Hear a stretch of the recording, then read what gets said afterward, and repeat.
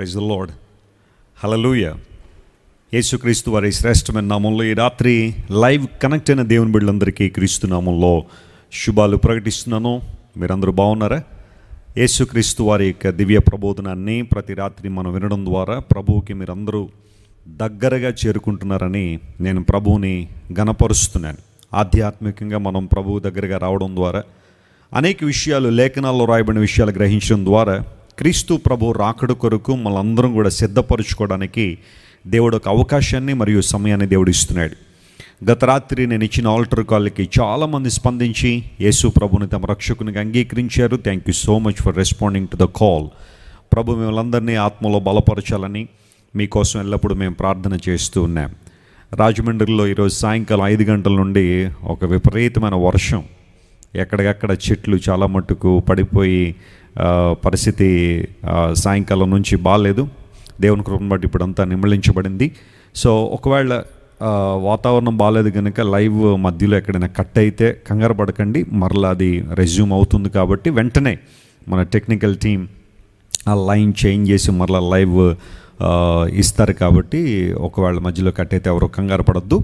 దేవుని వాక్యాన్ని శ్రద్ధగా విందాం. మీలో చాలామంది దేవుని వాక్యాన్ని పట్టుదలగా వింటున్నారు. ఈరోజు మధ్యాహ్నం రాజమండ్రిలో ఒక కుటుంబం నన్ను కలుసుకుని ప్రకటన గ్రంథం మీద చాలా చక్కని విషయాలు మేము వింటున్నామండి. ఇప్పటివరకు గ్రంథాన్ని చాలాసార్లు చదివాం, కానీ ఆ ఆర్డర్ ఏంటో మాకు సరిగా అర్థం కాక చాలా కన్ఫ్యూజన్ ఉంది. కానీ ఇప్పుడు చాలా రకాలైన ప్రశ్నలకు సమాధానాలు దొరుకుతున్నాయని చాలామంది చెప్తున్నారు. మరి ఆ కుటుంబం కూడా ఎంతగానో దేవుని మహింపరిచారు.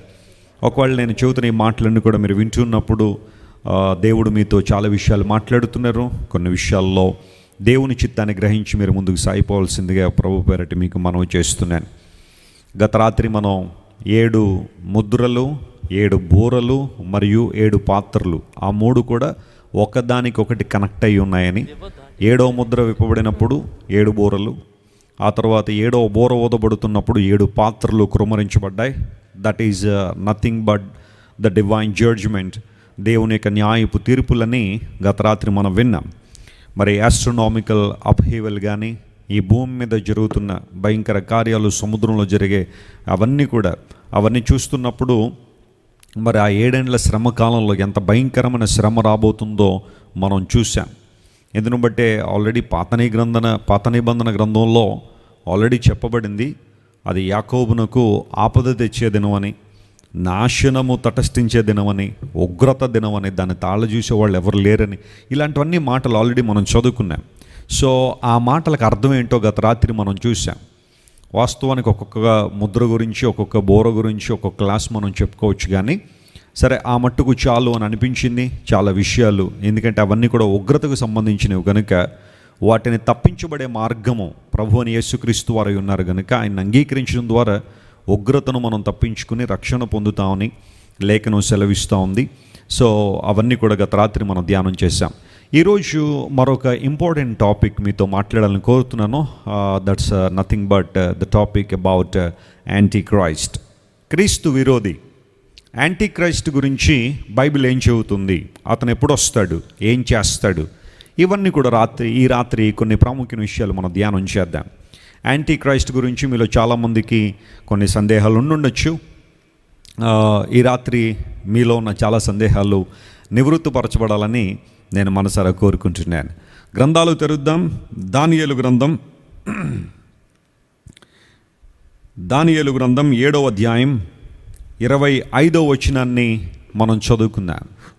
The book of Daniel chapter 7 and verse 25. ఆ రాజు మహోన్నతునికి విరోధముగా మాటలాడుచు మహోన్నతుని భక్తులను నలుగగొట్టును. అతడు పండుగ కాలములను న్యాయ పద్ధతులను నివారణ చేయబూనుకొనును.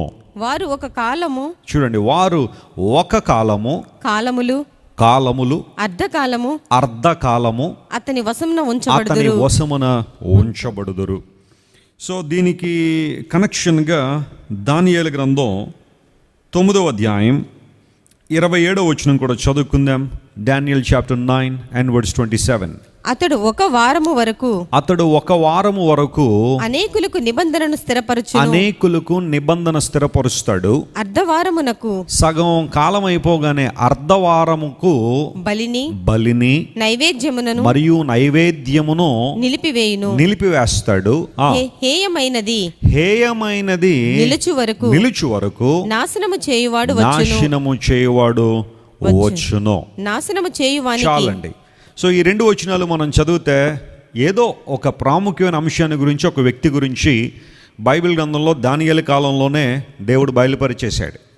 నేను చెప్పాను, దానియేలు గ్రంథానికిను ప్రకటన గ్రంథానికి కనెక్షన్ ఉంటుంది. ఆ రెండింటినీ కూడా మనం కలిపి చదవాల్సి ఉంటుంది. ప్రకటన గ్రంథంలో చాలా విషయాలు మనకు అర్థం కావాలి అంటే దానియేలు గ్రంథాన్ని మనం అర్థం చేసుకోవాలి. ఆ తర్వాత యేసుక్రీస్తు ప్రభు వారు చెప్పిన ఆలివెట్ డిస్కోర్స్, అనగా ఒలీవల కొండ మీద యేసు ప్రభు చెప్పిన ప్రసంగం, Matthew 24 and mark 13 and Luke 21, ఈ 3 అధ్యాయాలు ఆలివెట్ డిస్కోర్స్ అంటారు వాటిని. దాన్ని ఆ తర్వాత ప్రకటన గ్రంథాన్ని, ఈ 3 కూడా దగ్గర పెట్టుకుని చూస్తే చాలా విషయాలు మనకు అర్థం అవుతూ ఉంటాయి. అయితే గమనించండి ప్రియులారా, ఇక్కడ ఒక కాలములు, అర్ధకాలము, బిబ్లికల్ టర్మినాలజీ, బైబిల్ గ్రంథం రాయబడిన విధానం. కాలము అంటే 1 సంవత్సరం, ఒక కాలములు అంటే 2 సంవత్సరాలు, అర్ధకాలం అంటే హాఫ్ ఇయర్, అంటే 1 + 2 + హాఫ్, మొత్తం కలిపి ఎంత అయింది? 3.5, 3.5 years. సో 9:27, డానియల్ 9:27లో మనం చదివాం, ఒక వారానికి నిబంధన స్థిరపరుచుకుంటాడు, కానీ అర్ధవారానికి ఒక వ్యక్తి యొక్క అసలు రూపం బయటపడద్ది. అందును బట్టే నాశనకరమైన హేయ వస్తువు నిలిపే సమయం వస్తుందని అక్కడ మనం చూసాం. అంటే ఆ చివరి 3.5 yearsలో యాంటీ క్రైస్ట్ యొక్క భయంకరత్వం, క్రీస్తు విరోధి యొక్క భయంకరత్వం బైబిల్లో బయలుపరచబడబోతా ఉంది. దీన్నే యేసు ప్రభు వారు కూడా ఆలివెట్ డిస్కోర్స్లో మత్తయి సువార్త 24వ అధ్యాయంలో యేసు ప్రభు వారు 15వ వచనంలో ఈ మాటను ఆయన కోట్ చేశారు. దానియేలు గ్రంథంలో 9:27లో రాయబడిన మాట ప్రభు అని యేసుక్రీస్తు వారు కోట్ చేశారు. సో ఏంటి ఈ వ్యక్తి, ఎవరు, ఎందుకు వస్తాడు, ఏం చేస్తాడు, ఎలాంటి ముద్రను మనిషి మీద వేయాలని ఇష్టపడుతున్నాడు, ఇవన్నీ కూడా ఈ రాత్రి మనం ధ్యానం చేయబోతున్నాం. యాంటీ క్రైస్ట్, అందరూ మాట చెప్పండి, ఈ మాట ఒకసారి పలకండి, యాంటీ క్రైస్ట్. యాంటీ అనగా ఆపోజిషన్ లేదా ఆపోజిట్ అని అర్థం కదా. యాంటీ అంటే ఈయన ఖచ్చితంగా యాంటీ క్రైస్ట్ అనే మాటకు లిటరల్గా ట్రాన్స్లేషన్ చేయాలంటే క్రీస్తు విరోధి అనే మాట, క్రీస్తు విరోధి అనే మాట. సో యాంటీ క్రైస్ట్ని తెలుగులో మనం క్రీస్తు విరోధి అని పిలవాలి. బైబిల్ గ్రంథంలో కూడా క్రీస్తు విరోధి అనే మాటే ఉంది. బైబిల్ గ్రంథంలో కొన్ని చోట్ల క్రీస్తు విరోధి అనే మాట. అయితే ప్రకటన గ్రంథంలో క్రీస్తు విరోధి అనే మాట మనకు కనబడదు, కానీ ప్రకటన గ్రంథం అంతా కూడా ఒక మర్మయుక్తంగా రాయబడింది కాబట్టి ప్రకటన గ్రంథంలో మృగము అనే మాట కనబడద్ది. మృగము, beast. You don't behave like a beast అంటారు, ఒక మృగంలా ప్రవర్తించగరా అంటారు కదా. ప్రకటన గ్రంథంలో మృగం అనే మాట ఇతనికే అనమాట, యాంటీ క్రైస్ట్ గురించి. అయితే కొన్ని సందర్భాల్లో అంత్యక్రీస్తు అనే మాట కొంతమంది వాడుతూ ఉంటారు.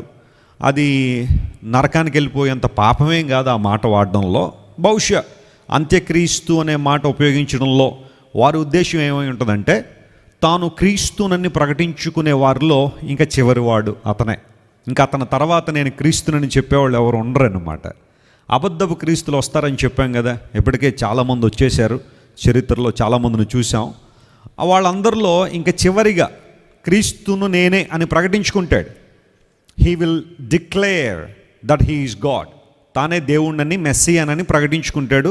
సో ఆ క్రీస్తుల్లో ఇంక చివరివాడు కాబట్టి అంత్యక్రీస్తు అని సంబోధిస్తారు కొంతమంది. దానిలో అది అంత పాపం ఏం కాదు, అంత్యక్రీస్తు అని పిలిచినంత మాత్రాన అది తప్పు అని అనడానికి లేదు. బట్ ద ఫ్యాక్ట్ ఈస్, అంత్యక్రీస్తు అనే మాట అయితే బైబిల్లో లేదు, కానీ క్రీస్తు విరోధి అనే మాట బైబిల్లో ఉంది. సో యాంటీ క్రైస్ట్ అనే మాటకు కరెక్ట్ ట్రాన్స్లేషన్ మనం చేస్తే క్రీస్తు విరోధి అనే మాటను చూడాలి. ఇతని గురించి, లేదంటే క్రీస్తు విరోధి అనే మాట 5 times మనం బైబిల్లో చూస్తాం. 5 సార్లు బైబిల్లో కనబడుతుంది. అది కూడా భక్తుడైన యోహాను గారే ఆ మాట రాసుకుంటూ వచ్చాడు. ఒకసారి ఆ రిఫరెన్స్లు చూద్దాం. 5 సార్లు 4 వచనాల్లో క్రీస్తు విరోధి అనే మాట కనబడుతుంది. ఆ రిఫరెన్స్లు రాసుకోండి. యోహాను మొదటి పత్రిక 2వ అధ్యాయం 18వ వచనంలో 2 సార్లు ఉంటుంది క్రీస్తు విరోధి, క్రీస్తు విరోధులు అనే మాట 2 సార్లు అక్కడ ఉంటుంది. ఆ తర్వాత 1 John chapter 2 and verse 22లో మరలా 22వ వచనంలో ఒకసారి కనబడుద్ది క్రీస్తు విరోధని. ఆ తర్వాత మొదటి యోహాను పత్రిక 4వ అధ్యాయం 3వ వచనంలో ఒకసారి కనబడుద్ది క్రీస్తు విరోధని. ఆ తర్వాత ఆయన రాసిన 2వ పత్రిక, యోహాను గారు రాసిన 2వ పత్రికలో ఒక అధ్యాయం ఉంటుంది. సో దానిలో 8వ వచనంలో 7వ వచనంలో 8 వచనాల్లో ఆ మాట మనం చూస్తాం. సో ఎంటైర్ బైబిల్లో క్రీస్తు విరోధి అనే మాట 5 చోట్ల 4 వచనాల్లో రాయబడింది. సో అన్ని రెఫరెన్స్లు మనం చదవద్దు, కానీ ఆ మొదటి రెఫరెన్స్ చదువుదాం చూడండి. 1 John chapter 2 and verse 18.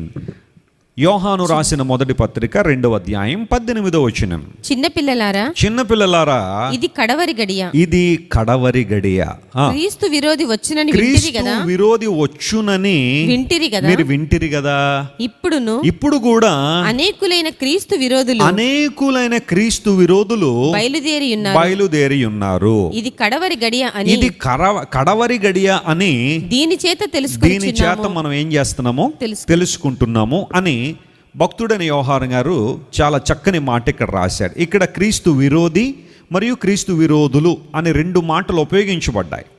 Anti Christ అనే మాట. సో ఆ తర్వాత తక్కిన వచనాల్లో కూడా క్రీస్తు విరోధి అనే మాట చూస్తున్నాము. దానియేలు గ్రంథంలో కూడా క్రీస్తు విరోధి గురించిన ఆ సూచనలు లేదా అతడు ఎలా వస్తాడనే విషయాలు బయలుపరచబడ్డాయి. ప్రకటన గ్రంథంలో మృగం అనే మాట చూసాం. ఇవన్నీ బేరీజు వేసుకుంటే యోహాను గారు చాలా క్లియర్గా పిల్లలారా అంటే దేవుని బిడ్డలని అర్థం. ఆయనకి పుట్టిన పిల్లలని కాదు. అక్కడ పిల్లలారా, చిన్నపిల్లలారా అంటే దేవుని బిడ్డలారా. ఇది కడవరి గడియ అంటే చివరి గడియల్లో మనం ఉన్నాం, అంత్య దినాల్లో మనం ఉన్నాం. క్రీస్తు విరోధి వస్తాడని మీరు విన్నారు కదా. అయితే ఇప్పటికే అలాంటి టైప్స్ అంటారు వాటిని. టైప్ అంటే అలాంటి వాళ్ళు, అలాంటి లక్షణాలు కలిగిన వాళ్ళని అర్థం. అలాంటి వాళ్ళు ఆల్రెడీ వచ్చేస్తున్నారు క్రీస్తు విరోధులు.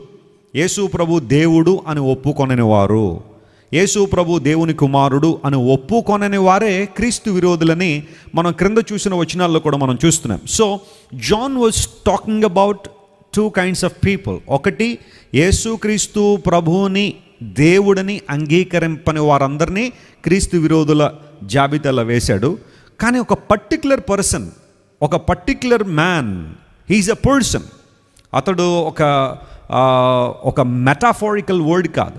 క్రీస్తు విరోధి అనేవాడు ఒక వ్యక్తి, ఖచ్చితంగా వస్తాడు. ఒక వ్యక్తే అతడు కూడా వస్తాడని మీరు విన్నారు కదా అని భక్తుడైన యోహాను గారు, అపోస్తలుడైన యోహాను గారు సంఘాన్ని హెచ్చరించారు.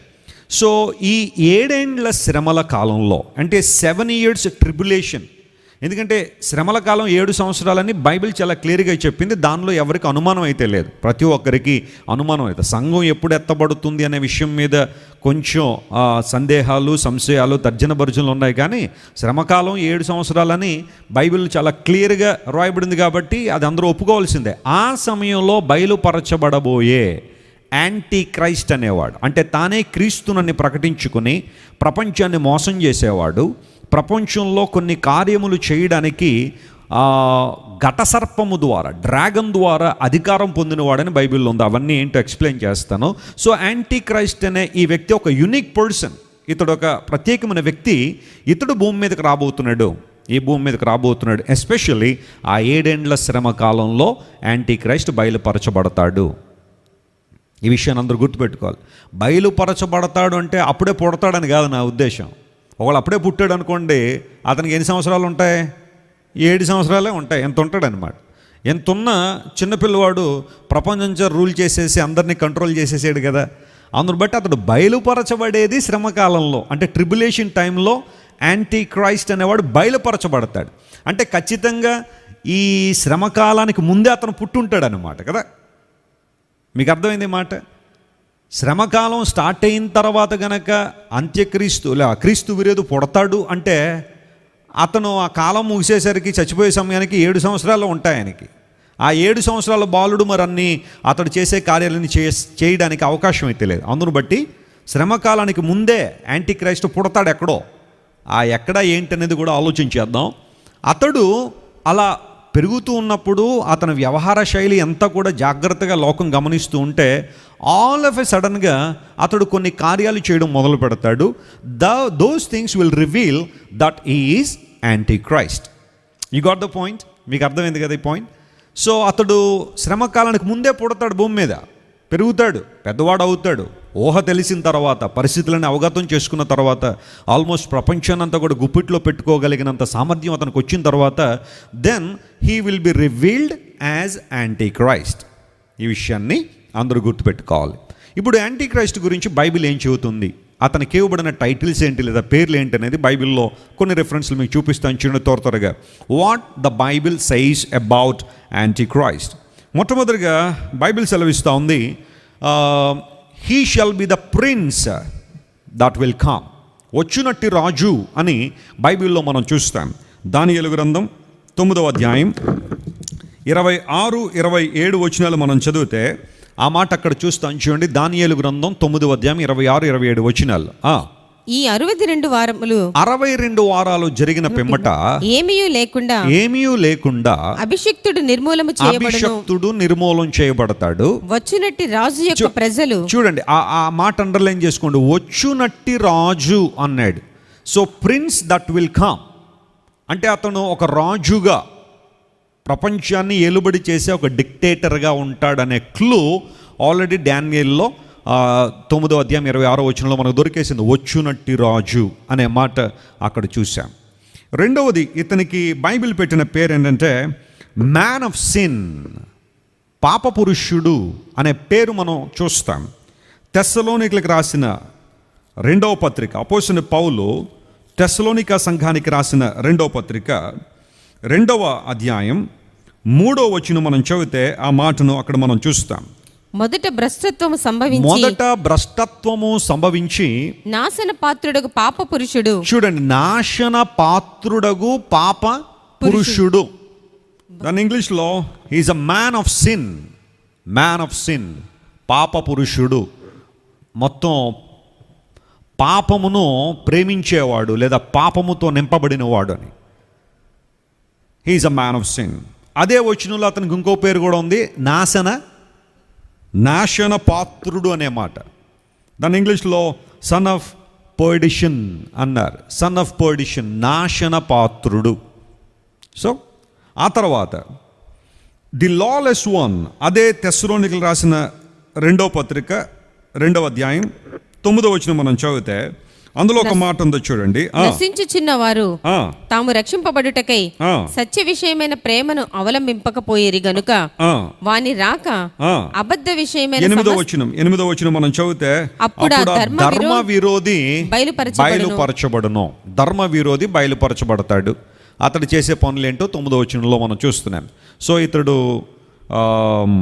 వచ్చునట్టి రాజు, ఆ తర్వాత పాప పురుషుడు, ఆ తర్వాత నాశనపాత్రుడు, ఆ తర్వాత ధర్మ విరోధి అనే మాట మనం చూసాం.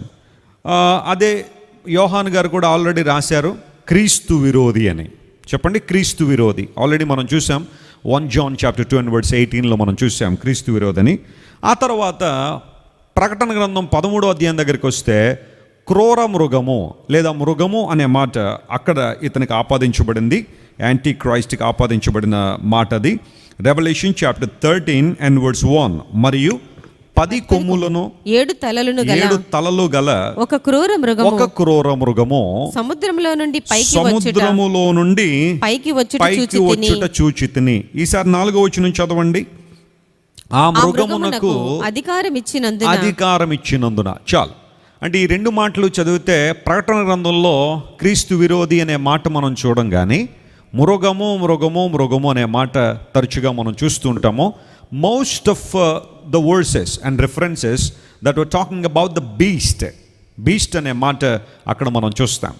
సో ఇవన్నీ కూడా ఇప్పుడు చెప్పండి, యాంటీ క్రైస్ట్కి ఇవ్వబడిన టైటిల్స్ ఏంటి అంటే, మొట్టమొదటిగా అతడు వచ్చినట్టి రాజు అంటే he will be the dictator of the entire world.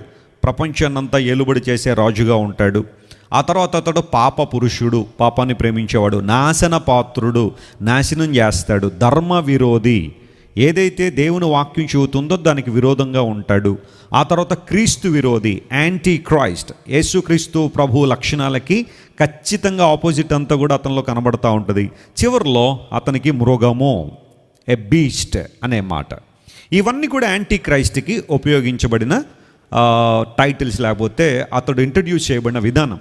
ఇవన్నీ చూస్తూ ఉంటే క్రీస్తు విరోధి అనేవాడు ఒక వ్యక్తి అని చాలా క్లియర్గా మనకు అర్థమైపోతా ఉంది. అతడేదో ఒక శక్తి కాదు, కానీ అతను ఒక వ్యక్తి అని చాలా క్లియర్గా మనం అర్థం చేసుకోవాలి. 7 ఏండ్ల శ్రమకాలంలో బయలుపరచబడే భయంకరమైన వ్యక్తి ఈ యాంటీ క్రైస్ట్, క్రీస్తు విరోధి. చూడండి, ప్రకటన గ్రంథంలో మరొక చోట డ్రాగన్ అనే మాట చూస్తాం. డ్రాగన్, బీస్ట్కి డ్రాగన్కి తేడాలు కూడా మనం గమనించాలి. ఇతన్ని క్రూర మృగము అనే మాట బైబిల్ సంబోధించింది. అయితే అపవాదికి ప్రకటన గ్రంథంలో ఉపయోగించబడిన పదం ఏంటో తెలుసా? సాతాను, అపవాది లేదా ఆది సర్పము. ఏ సర్పం అయితే ఆనాడు హవ్వను మోసం చేసిందో ఆ సర్పమును ప్రకటన గ్రంథంలో డ్రాగన్ అనే మాట, మహా ఘట సర్పము అనే మాట ఉపయోగించబడింది. సో ఈ బీస్ట్, సాతాను ఇద్దరు ఒకటి కాదు, ఇద్దరు వేరువేరుగానే కనబడుతున్నారు. అందరూ బట్టి మృగము మరియు ఘట సర్పం అనే 2 మాటలు అక్కడ మనం చూస్తాం. ప్రకటన గ్రంథంలో 12వ అధ్యాయము 3వ వచనం మనం చదివితే ఒక మాట మనం చూస్తాం. చూడండి, రెవల్యూషన్ చాప్టర్ 12 and verse 3. అంతట పరలోకమందు ఇంకొక సూచన కనబడింది. ఇదిగో ఎర్రని మహాఘట సర్పము, ఎ డ్రాగన్, ఎర్రని మహాఘట సర్పము అనేమాట. 9వ వచనంలో కూడా చదవండి ఒకసారి. అదే ప్రకటన గ్రంథం 12వ అధ్యాయం 9వ వచనం చదివితే, కాగా సర్వలోకమును మోసపుచ్చుచు అపవాది అనియు సాతాను అనియు పేరుగల ఆది సర్పమైన ఆ మహాఘట సర్పము.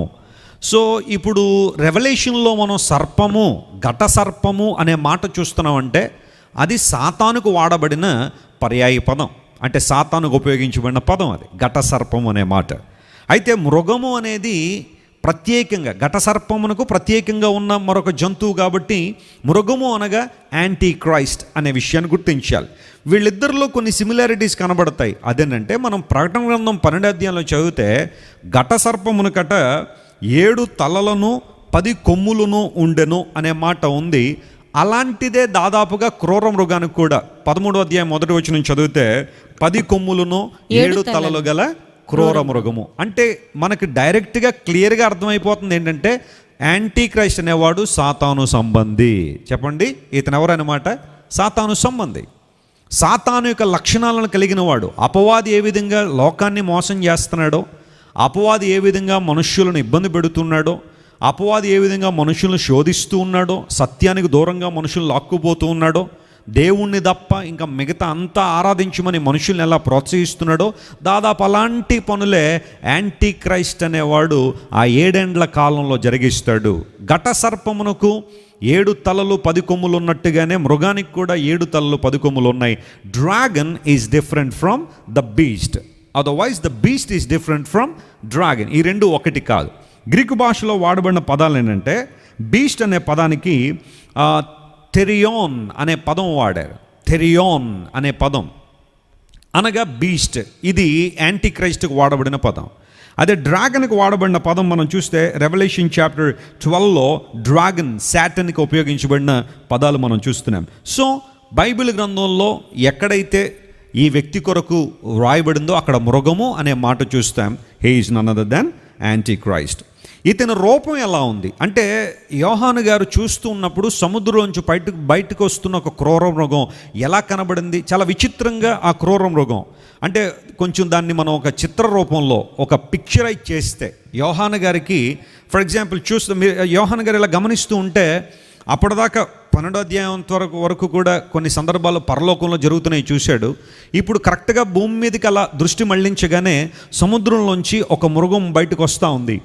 వెల్ మెచ్యూర్డ్ బీస్ట్, అది చిన్నగా రాలేదు, అది చాలా పెద్ద మృగంగా, అంటే నేను ఇందాక చెప్పినట్టుగా ఇట్స్ అ మెచ్యూర్డ్ బీస్ట్ అన్నమాట. వయసులో ఉన్న లేదా వయసుకు వచ్చిన వెల్ అడ్వాన్స్డ్ ఇన్ ఇయర్స్ ఉన్న ఆ మృగం బయటకు వస్తుంది. దాని రూపం ఎలా ఉందో ఒకసారి ఒక చిత్రపటం ఊహించి వేస్తే ఎలా ఉంటుందో ఒకసారి మీరు చూడండి. That's the kind of beast that is coming out of the sea. సముద్రంలో నుండి బయటకు వస్తున్న ఆ క్రూర మృగం రూపం చూడాలి ఎలా ఉందో. దానికి 7 తలలు ఉన్నాయి.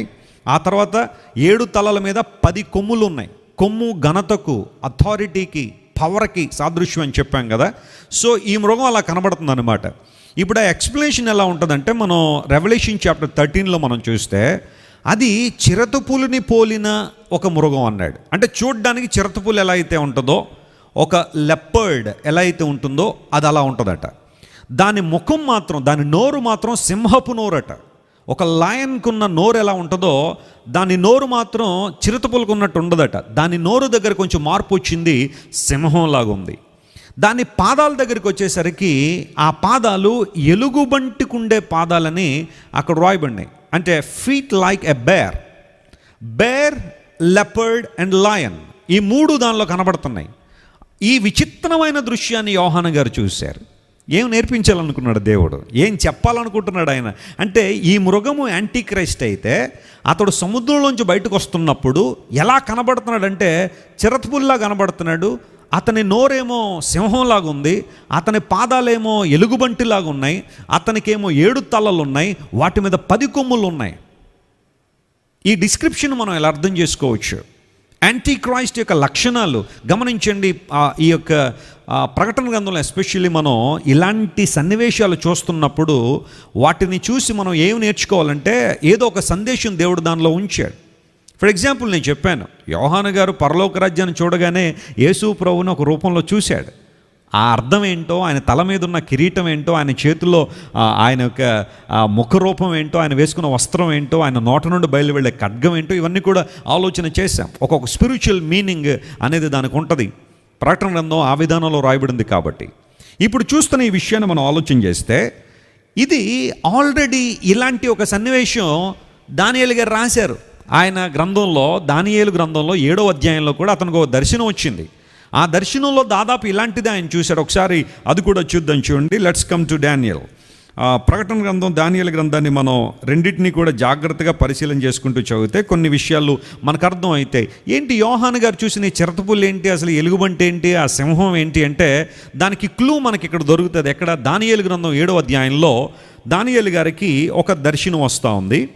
ఆ మాటను నేను చదువుతాను, చూడండి. బైబిల్ మీ దగ్గర ఉంటే తెరిచి చూడండి. డానియేల్ చాప్టర్ 7 and verse 4, లేకపోతే 3వ వచనం కూడా చదువుతాం. అప్పుడు 4 మిక్కిలి గొప్ప జంతువులు మహాసముద్రంలోంచి పైకెక్కెను.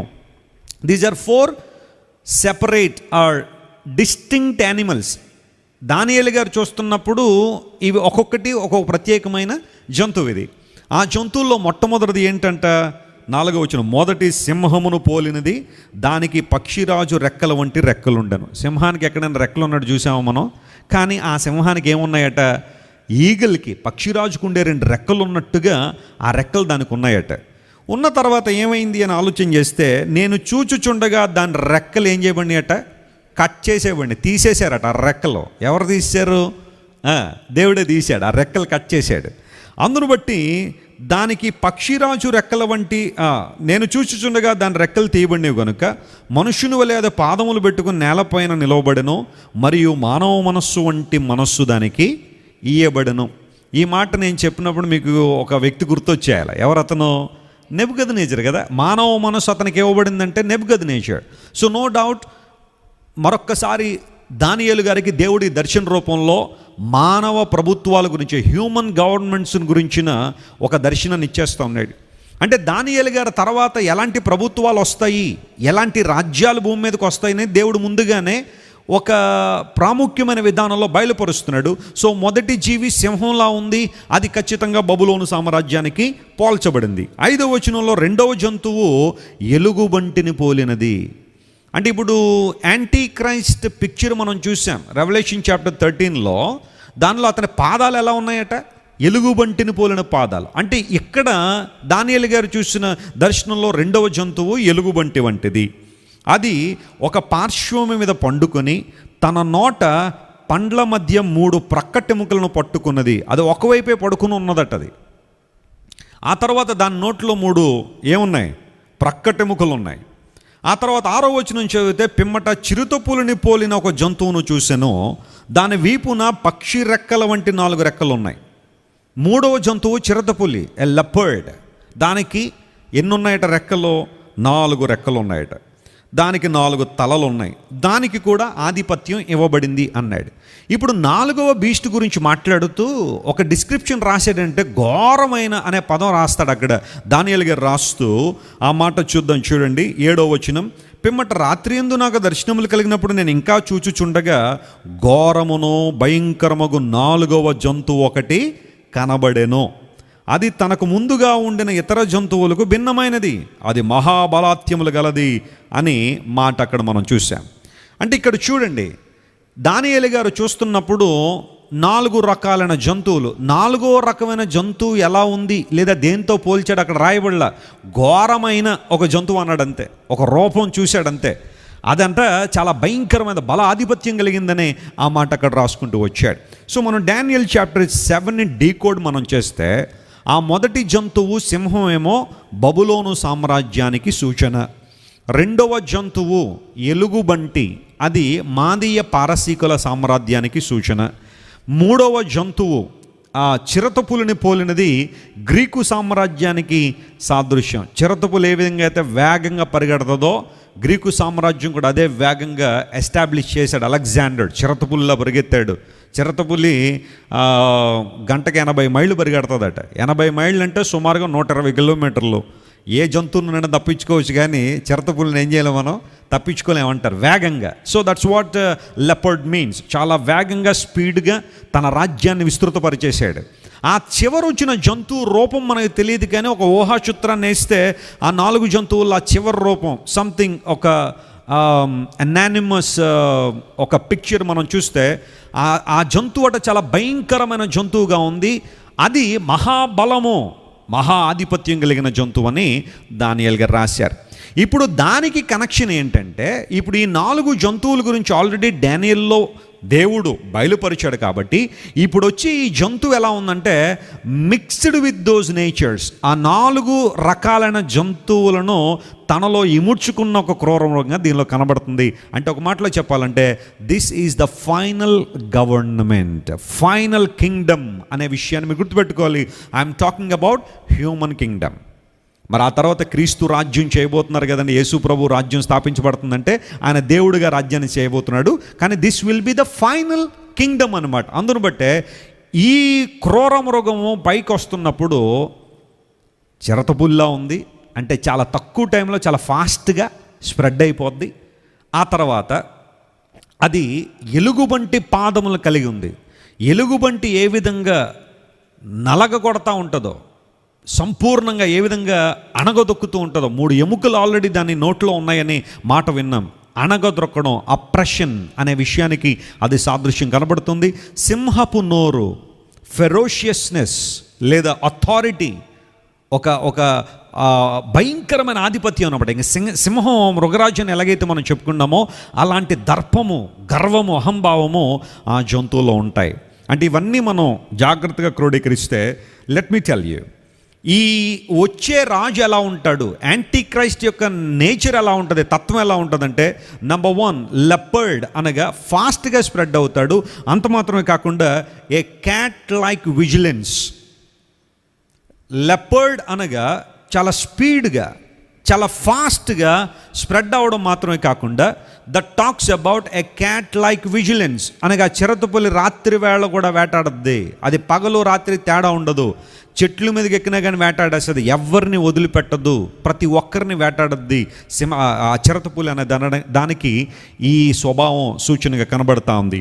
Second 1 crushing power of a bear. ఏ విధంగా ఎలుగుబంటి క్రష్ చేసేస్తుందో అలాగే ఈ వ్యక్తి కూడా అప్రెస్ చేస్తాడు, క్రష్ చేస్తాడు, జనములను క్రష్ చేస్తాడు. And third 1 authority and ferociousness of a lion. ఒక సింహానికి ఏ విధంగా అధికారము ఆధిపత్యం ఉంటుందో అలాగే ఈ వ్యక్తి కూడా ఉంటాడు అనే విషయాన్ని సింబాలిక్గా యోహాను గారు చూస్తున్నప్పుడు అర్థమైంది. అంటే యాంటీ క్రైస్ట్ మామూలోడు కాదనమాట. ఇతడు ఖచ్చితంగా ఆధిపత్యం కలిగిన వాడు, అధికారం కలిగిన వాడు, అప్రెస్ చేస్తాడు, మనుషుల్ని ఇబ్బంది పెడతాడు, భయంకరమైన అనుభవాలను తీసుకొస్తాడని దేవుడు చాలా క్లియర్గా అక్కడ చెప్పేశాడు. ఇంకొకటి ఏముంటుందంటే, నేను ఆల్రెడీ నిన్న చెబుతూ ఇతను డిసెప్షన్ కూడా కలిగి ఉంటాడు, మోసం చేసే తత్వం కూడా ఇతనిలో ఉంటుంది అనే విషయాన్ని మీకు చెప్పాను. ఇతడు ప్రజలను మోసం చేయడంలో దిట్టగా ఉంటాడు. యాంటీ క్రైస్ట్ అని ఇతను మనం పిలుస్తున్నాం కాబట్టి ఆల్మోస్ట్ ఇతను ఎలా బిహేవ్ చేస్తాడంటే క్రైస్ట్ లాగే బిహేవ్ చేస్తాడు. యేసుక్రీస్తు ప్రభువులాగే బిహేవ్ చేసి ప్రజలందరినీ కొంతకాలం నమ్మిస్తాడు. ఆ తర్వాత కరెక్ట్గా 3.5 సంవత్సరాల నుంచి అతని యొక్క విశ్వరూపం బయలుపరచబడి ప్రజలందరినీ ఇబ్బంది పెట్టడం ప్రారంభిస్తాడు. అంటే ఆ మొదటి 3.5 సంవత్సరాలు ఇబ్బంది పెట్టడంటే పెడతాడు, కానీ ఆ 3.5 సంవత్సరాలు గతించిన తర్వాత మాత్రం ఇంకా భయంకరమైన విధానంలో అతడు చెలరేగిపోతాడు. క్రీస్తు ప్రభువులాగా ప్రిటెండ్ చేస్తాడు. ఇతడు క్రీస్తు కాదు, కానీ అంత్యక్రీస్తు లేదా క్రీస్తు విరోధని ఇతడిని పిలుస్తున్నాం కాబట్టి ఇతడు క్రీస్తులా బిహేవ్ చేస్తాడు. అందును బట్టే మీరు ప్రకటన గ్రంథంలో 13వ అధ్యాయంలో ఒక 3 వచనాలు చూపిస్తాను చూడండి. దానిలో ఒక మాట ఇలా మనం అర్థం చేసుకుందాం. ప్రకటన గ్రంథం 13వ అధ్యాయం తిండి అతని యొక్క ప్రిటెన్షన్ లేకపోతే అతని యొక్క మోసం చేసే అనుభవాలు ఎలా ఉంటాయి అనడంలో ఒక క్లూ మీకు ఇస్తాను. ప్రకటన 13వ అధ్యాయంలో 3వ వచనం, దాని తలలలో ఒకదానికి చావు దెబ్బ తగిలినట్టుండెను, ఆ చావు దెబ్బ మానిపోయిన గనుక. ఆ తర్వాత మనం చదివితే ఈసారి చూడండి, అదే ప్రకటన గ్రంథం 13వ అధ్యాయము 12వ వచనం మనం చదివితే మరొక మాట అక్కడ ఉంది, అది మొదటి క్రూర మృగముకున్న అధికారపు చేష్టలను దాని ఎదురు చేయుచున్నది, మరియు చావు దెబ్బ తగిలి బాగుపడి ఉన్న ఆ మొదటి మృగమునకు భూమిలో దానిలో నివసించు వారందరూ నమస్కారము చేయనట్లుగా.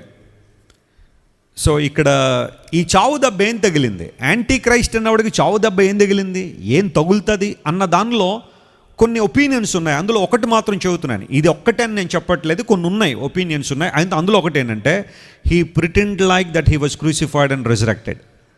చావు దెబ్బ తగిలి బ్రతికి ఉన్నవాడికి నమస్కారం చేయండి మీరందరూ, అతడు చచ్చిపోయి బ్రతికాడు అని ఒక అబద్ధ ప్రవక్త ఆ తర్వాత వస్తాడు. అబద్ధ ప్రవక్త మొత్తం ప్రపంచం అంతా కూడా ప్రజలందరినీ కూడా ప్రోత్సహిస్తాడట. ఏమన్నా తెలుసా, ఇతను కూడా చచ్చి బ్రతికాడు. ఇప్పుడు యేసు ప్రభువుని దేవుడిని మనం ఎందుకంటున్నాం చెప్పండి? ఆయన మరణించి మరణాన్ని జయించి తిరిగి లేచాడనే కదా. ఇప్పుడు అందరిలో లేని ఒక ప్రత్యేకత యేసు ప్రభువులో ఏంటి అంటే, ఆయన మరణించి మరణాన్ని జయించి తిరిగి లేచాడు. అందరూ భూమి మీద పుట్టిన వాళ్ళే, అందరూ భూమి మీద తిరిగిన వాళ్ళే, అందరూ భూమి మీద ప్రసంగాలు చేసిన వాళ్ళే, అందరూ భూమి మీద మనుషులతో తిరిగిన వాళ్ళే. కానీ అక్కడ వరకు అందరూ సమానంగా అనిపించొచ్చేమో, కానీ యేసుక్రీస్తు ప్రభువుని ఒక విలక్షణమైన లక్షణం ఏంటంటే ఆయన చనిపోయి మరలా ఏం చేశాడు, బ్రతికాడు. అయితే ఇక్కడ ఈ యాంటీ క్రైస్ట్ కూడా ఒక విధానంలో ప్రజలందరినీ అట్రాక్ట్ చేస్తారని ఏమో తెలుసా, నేను కూడా చచ్చి బ్రతికేను, నేను కూడా చనిపోయి చావు దెబ్బ తగిలి ఆ తర్వాత తిరిగి బ్రతికిన మృగమునకు నమస్కారం చేయండి అని అబద్ధ ప్రవక్త ఒకడు ప్రపంచాన్నంతా కూడా ఎంటైజ్ చేస్తాడు, రెచ్చగొడతాడు, ప్రోత్సహిస్తాడు. ఇంక ఇతను తప్ప దేవుడు లేడు, ఇతనే దేవుడు, ఇతనే క్రీస్తు అని ఆ అబద్ధ ప్రవక్త యాంటీ క్రైస్ట్ని ప్రమోట్ చేస్తాడు. అంటే అది డిసెప్షనే కదా. ప్రపంచంలో ఎవరైనా సరే మరణాన్ని జయించి తిరిగి లేచారు అంటే అది ఖచ్చితంగా క్రీస్తు ప్రభువుతో సమానమైన పునరుత్థానం కాదు అనే విషయాన్ని గుర్తించాలి. Resurrection is different from resuscitation. Resuscitation అంటే చావు బతుకుల మధ్యలో ఉన్న వ్యక్తిని, కొరప్రాణంతో ఉన్న వ్యక్తిని బతికించడాన్ని రెససిటేషన్ అనే మాట వాడతారు. లేదా యేసు ప్రభువు కూడా కొంతమందిని చచ్చిపోయిన వాళ్ళని ఏం చేశారు, ఆయన బ్రతికించాడు. ఫర్ ఎగ్జాంపుల్ లాజరస్ ఉన్నాడు బైబిల్లో, ఆయన కూడా చనిపోయిన వాడు. ఆ తర్వాత ఏమయ్యాడు చెప్పండి, దేవుడు బ్రతికించాడు. అలా అని చెప్పి లాజర్ను మనం దేవుడు అంటామా? అనం కదా. లాజరే మనిషే. ఆ లాజరు దేవుని శక్తి ద్వారా లేపబడ్డాడు. యేసు ప్రభు తన మాట ద్వారా లేవనెత్తాడు. కాబట్టి మనలో ఏ ఒక్కరూ లాజర్ గారు చచ్చిపోయి బతికేశాడండి, ఇంకేం దేవుడిని ఎవరైనా పూజిస్తున్నావా? లేదు కదా. ఈ యాంటీ క్రైస్ట్ ప్రపంచాన్ని ఎలా తన వైపు తిప్పుకుంటాడంటే, చావు దెబ్బ తగిలి తిరిగి బ్రతికి ఉన్నా, బాగు చేయబడిన అంటే నేను కూడా యేసు ప్రభు చచ్చిపోయినట్టే చనిపోయి మరలా తిరిగి లేచానని ఒక భ్రమ, ఒక డిసెప్షన్ ప్రపంచంలో తీసుకొస్తాడు. అక్కడతో చాలామంది ఓహో ఇతనే నిజమని క్రీస్తేమో, ఈ 7 ఏండ్ల శ్రమల నుంచి మమ్మల్ని కాపాడగలిగేవాడు ఇతడేనేమో. ఆల్రెడీ ఎందుకోసం అంటే అంతకుముందు అధ్యాయాలను మనం చూసాం. భూరాజులు, సహస్రాధిపతులు, దాసులు, స్వతంత్రులు, ధనికులు, గొప్పవాళ్ళు, వీళ్ళు అందరూ వెళ్ళిపోయి బండల దగ్గర, పర్వతాల దగ్గర ఏం చేస్తున్నారు? మమ్మల్ని కాపాడండి, మమ్మల్ని మరుగు చేయండి అని అప్పటికే శ్రమతో మూలుగుతున్న వారికి ఒక్కసారిగా యాంటీ క్రైస్ట్ ఒక దేవుడులా, ఒక క్రీస్తులా, ఇతడే చాలా పవర్ఫుల్ వ్యక్తిగా ఈ శ్రమల నుండి కష్టాలను తప్పిస్తాడన్నట్టుగా కనబడతాడట. అందును బట్టి చాలామంది అతని వైపు ఆకర్షించబడడానికి కారణాలు అది కూడా ఒకటి. నేను చెబుతున్నాను, చావు దెబ్బ తగిలి తిరిగి బ్రతికి ఉన్నదనే ఆ ఎక్స్ప్లెనేషన్లో ఒక్క కారణం చెప్పాను, అదొక్కటే నేను చెప్పట్లేదు. ఈ విషయాన్ని అందరూ గుర్తుపెట్టుకోండి. సో యాంటీ క్రైస్ట్ అనేవాడు ఇతనిలో అధికారం ఉంది, మోసం ఉంది, ఇవన్నీ కనబడతా ఉన్నాయి. ఇంకొక ఇంట్రెస్టింగ్ పాయింట్ మీకు జ్ఞాపకం చేస్తాను చూడండి. అదే రెవల్యూషన్ చాప్టర్ 13:2 మనం చదువుదాం. నేను చూచిన ఆ మృగము చిరుతపులిని పోలి ఉండెను. ఇప్పుడు మీరు జాగ్రత్తగా దానియేలు గ్రంథం 7వ అధ్యాయం 9వ అధ్యాయము మరలా రెవల్యూషన్ చాప్టర్ 13 ఈ 3 తెరిచే పెట్టుకోండి. ఇందులో చాలా వచనాలు మనకు అలా దొరుకుతూనే ఉంటాయి. ఆ మాటలన్నీ వింటూనే ఉంటాం. 2వ వచనం మనం చదివితే, నేను చూసిన మృగం చిరుతపులిని పోలి ఉంది, దాని పాదములు ఎలుగుబంటివి, దాని నోరు సింహపు నోరు వంటిది, దానికి ఆ ఘట సర్పము. చూడండి ఆ మాట తర్వాత మీరు అండర్లైన్ చేసుకోండి. దానికి ఆ ఘట సర్పము అంటే ఏ సర్పము? ఆల్రెడీ మనం చూసాం కదా, 12వ అధ్యాయం 3వ వచనం 9వ వచనంలో ఉంది కదా, dragon. That's nothing but Satan, అపవాది, సాతాను, ఆది మహాసర్పము అని ఉన్న ఆ అపవాదట ఈ క్రూర మృగానికి ఏమిచ్చిందట? తన బలమును, తన సింహాసనమును, గొప్ప అధికారము ఇచ్చెను. ఒక హార్డ్ ఫ్యాక్ట్ ఏంటి అంటే, మనం నమ్మాల్సింది సాతానుగాడికి కూడా బలం ఉందట, వాడికి కూడా ఓ సింహాసనం ఉందట. చెప్పండి, వాడికి కూడా ఏముందట? అధికారం ఉంది. అందును బట్టి దేవుడు మాట్లాడుతున్నాడు, సాతాను సింహాసనం వేసుకున్న స్థలంలో, కాపురం ఉన్న స్థలంలో ఉన్నాడు. కారణం ఏంటంటే అపవాదికి కూడా బలం ఉంది, ఆ తర్వాత అధికారం ఉంది, సింహాసనం ఉంది. ఇప్పుడు ఈ ఘట సర్పం అట ఈ యాంటీ క్రైస్ట్ అని, హీఈస్ ఎ లిటరల్ పర్సన్, ఒక వ్యక్తి, అతను ఒక మనుషుడు. ఈ అపవాద ఆ వ్యక్తికి ఈ మూడిటిని ఇస్తాడట. మీకు విషయం చెప్పనా, ఇవి ఇక్కడ యాంటీ క్రైస్ట్కి ఇచ్చేసాడు, కానీ ఎప్పుడో యేసుప్రభువుకు ఆఫర్ చేశాడు. ఎక్కడ అపవాది యేసుప్రభుకి ఇలాంటి ఆఫర్ ఇచ్చాడు? ఎక్కడ? శోధన కొండ మీద కదా. యేసుప్రభు వారు 40 రోజులు ఉపవాసం ఉంటున్న ఆ సమయంలో అపవాది యేసుప్రభుని ఏం చేశాడు? శోధించాడు. మత్తయి సువార్త 4వ అధ్యాయం చదివితే, శరీరాశ, నేత్రాశ, జీవపడ్డమ్ము, ఒక్కసారి నీవు నాకు మొరొక్కితే, నా పాదాల మీద అలా పడితే చాలు, ఈ లోక మహిమంతా నీకు ఇచ్చేస్తాడట. అపవాది ఎవరికి ఇచ్చాడు ఆఫర్? యేసు ప్రభుకి ఇచ్చాడు. He's the real Christ. Jesus Christ is the true Messiah. ఆయన వచ్చినప్పుడు అపవాది దగ్గరికి వెళ్ళి అన్నాడు, ఒక్కసారి కనుక నువ్వు నాకు మొక్కితే ఇవి ఇస్తాను, బలము, అధికారం, సింహాసనం, మహిమ. కానీ యేసుప్రభు తీసుకున్నాడా వాటిని? యేసుప్రభు తీసుకున్నాడా? అక్కర్లా ఆయనకి. నీ దేవుడైన ప్రభువు తప్ప ఎవరికి మొక్కడానికి లేదు. సాతానికి ఆరాధన అంటే ఎంత ఇష్టమో చూడండి. ఈ రోజున మనుషుల్ని ఎందుకు ఆడి పాదాల మీద పడేసుకుంటున్నాడు? ఎంతమంది ఈరోజు నిజదేవుడు కాకుండా వ్యర్థమైన వాటిని ఆరాధన చేస్తున్నారు? ఎంత మ్యాగ్నిఫిషియెంట్గా జరుగుతున్నాయి అలాంటివన్నీ కూడా. అపవాదికి ఆరాధన అంటే ఎంత ఇష్టమో చూడండి. ఒక్కసారి నా పాదాల మీద పడితే అన్నీ ఇచ్చేస్తా. ఇక్కడ యాంటీ క్రైస్ట్ అనేవాడికి ఈ మృగము అని మనం పిలుస్తున్న ఈ మృగానికట బలము, అధికారము, సింహాసనం ఎవరిచ్చారట? The dragon has given, Satan has given the authority. కొన్నిసార్లు అనిపిస్తూ ఉంటుంది, కొంతమంది అడుగుతుంటారు, వెస్లీ గారు ప్రభు లేనోళ్ళు చాలామంది ఎందుకండి కొన్నిసార్లు అభివృద్ధి చెందిపోతున్నారని. ఇప్పుడు ఈ ప్రశ్న కొంతమందికి ఆన్సర్ వచ్చేసి ఉండాలా. కొన్నిసార్లు సాతానుడు తన ఉద్దేశాల నిమిత్తం కొంతమందిని ఏం చేస్తాడు చెప్పండి? వాడుకుంటాడు. బలం ఇస్తాడు, అధికారం ఇస్తాడు, సింహాసనాలు కూడా ఇస్తాడు అపవాది. అలాంటి వారి విషయంలో జాగ్రత్తగా ఉండాలి. నేను అందుకనే ఎప్పుడు చెబుతున్నాను, క్రీస్తు లేకుండా మనకుండే సింహాసనాలు కానీ అధికారాలు కానీ మనకు అక్కర్లేదు. స్తోత్రం చెప్పండి, హల్లెలూయా. నీతితో కొంచెమే శ్రేష్టము అని బైబిల్ సెలవిస్తోంది. క్రీస్తు ప్రభుతో ఏది ఉంటే అదే పర్వాలేదు, కానీ ఆయన లేకుండా మనకు వచ్చే లోక సింహాసనాలు కానీ, ఆయన దూరం చేసుకుని మనకు వచ్చే డబ్బు కానీ, ఆయన ప్రక్కన పెట్టేసి మనకు వచ్చే పేరు ప్రఖ్యాతులు కానీ, అవి మనకు ఎప్పుడు కూడా మంచివి కావు. Satan offers all these things to the people who can worship him. క్రూర మృగానికి 3 ఇచ్చేసాడట డ్రాగన్. అక్కడి నుంచి ఇంకా చెలరేగడం ప్రారంభించాడు. గమనించండి ప్రియులారా, బైబిల్ గ్రంథాన్ని మనం చదివితే ఇప్పుడు ఈ క్రూర మృగము ఎలాంటి పనులు చేస్తుంది అంటే, అదే రెవల్యూషన్ చాప్టర్ 13లో ఈసారి చూడండి 5వ వచనాన్ని మనం చదివితే, డంబపు మాటలను, దేవదూషణలను, అంటే డంబపు మాటలు అంటే అర్థం ఏంటన్నమాట, లేనిది ఉన్నట్టుగా మాట్లాడడం. దేవదూషణలను, డంబపు మాటలు అంటే ఇక్కడ ఇంకోటి అర్థం చేసుకోవాలి, జరిగింది ఒకటైతే మాట్లాడేది వేరొకటిగా ఉండడం, దాన్ని డంబపు మాటలని. రెండవది దేవదూషణ, దేవుణ్ణి దూషించే మాటలను. పలుకు ఒక నోరు దానికి ఇయ్యబడెను, పలికే నోరు దానికి ఇవ్వబడింది. ఇప్పుడు చూడండి, మృగానికి సింహం లాంటి నోరు ఉంది కదా, ఫెరోషియస్నెస్, అథారిటీ. ఇంక ఈ నోటితో ఏం మాట్లాడుతుందంట ఆ మృగం? డంబం, లేనిదంతా మాట్లాడుతుంది. అపవాది మాట్లాడే మాటలు అవే. అపవాది సంబంధికులు మాట్లాడే మాటలు డంబపు మాటలు. ఎందుకు దేవుని బిడ్డలు డంబం మాట్లాడకూడదు?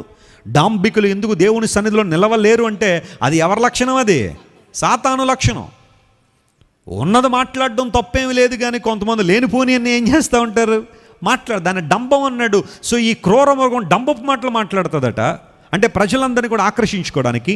రెండవది దేవదూషణ, నిజమైన దేవుణ్ణి దూషించే మాటలు, ప్రత్యక్షంగా కానీ పరోక్షంగా కానీ దేవదూషణ పలుకు నోరు దానికి ఇవ్వబడింది. మరలా 42 నెలలు తన కార్యము జరుప దానికి ఏమి ఇవ్వబడింది?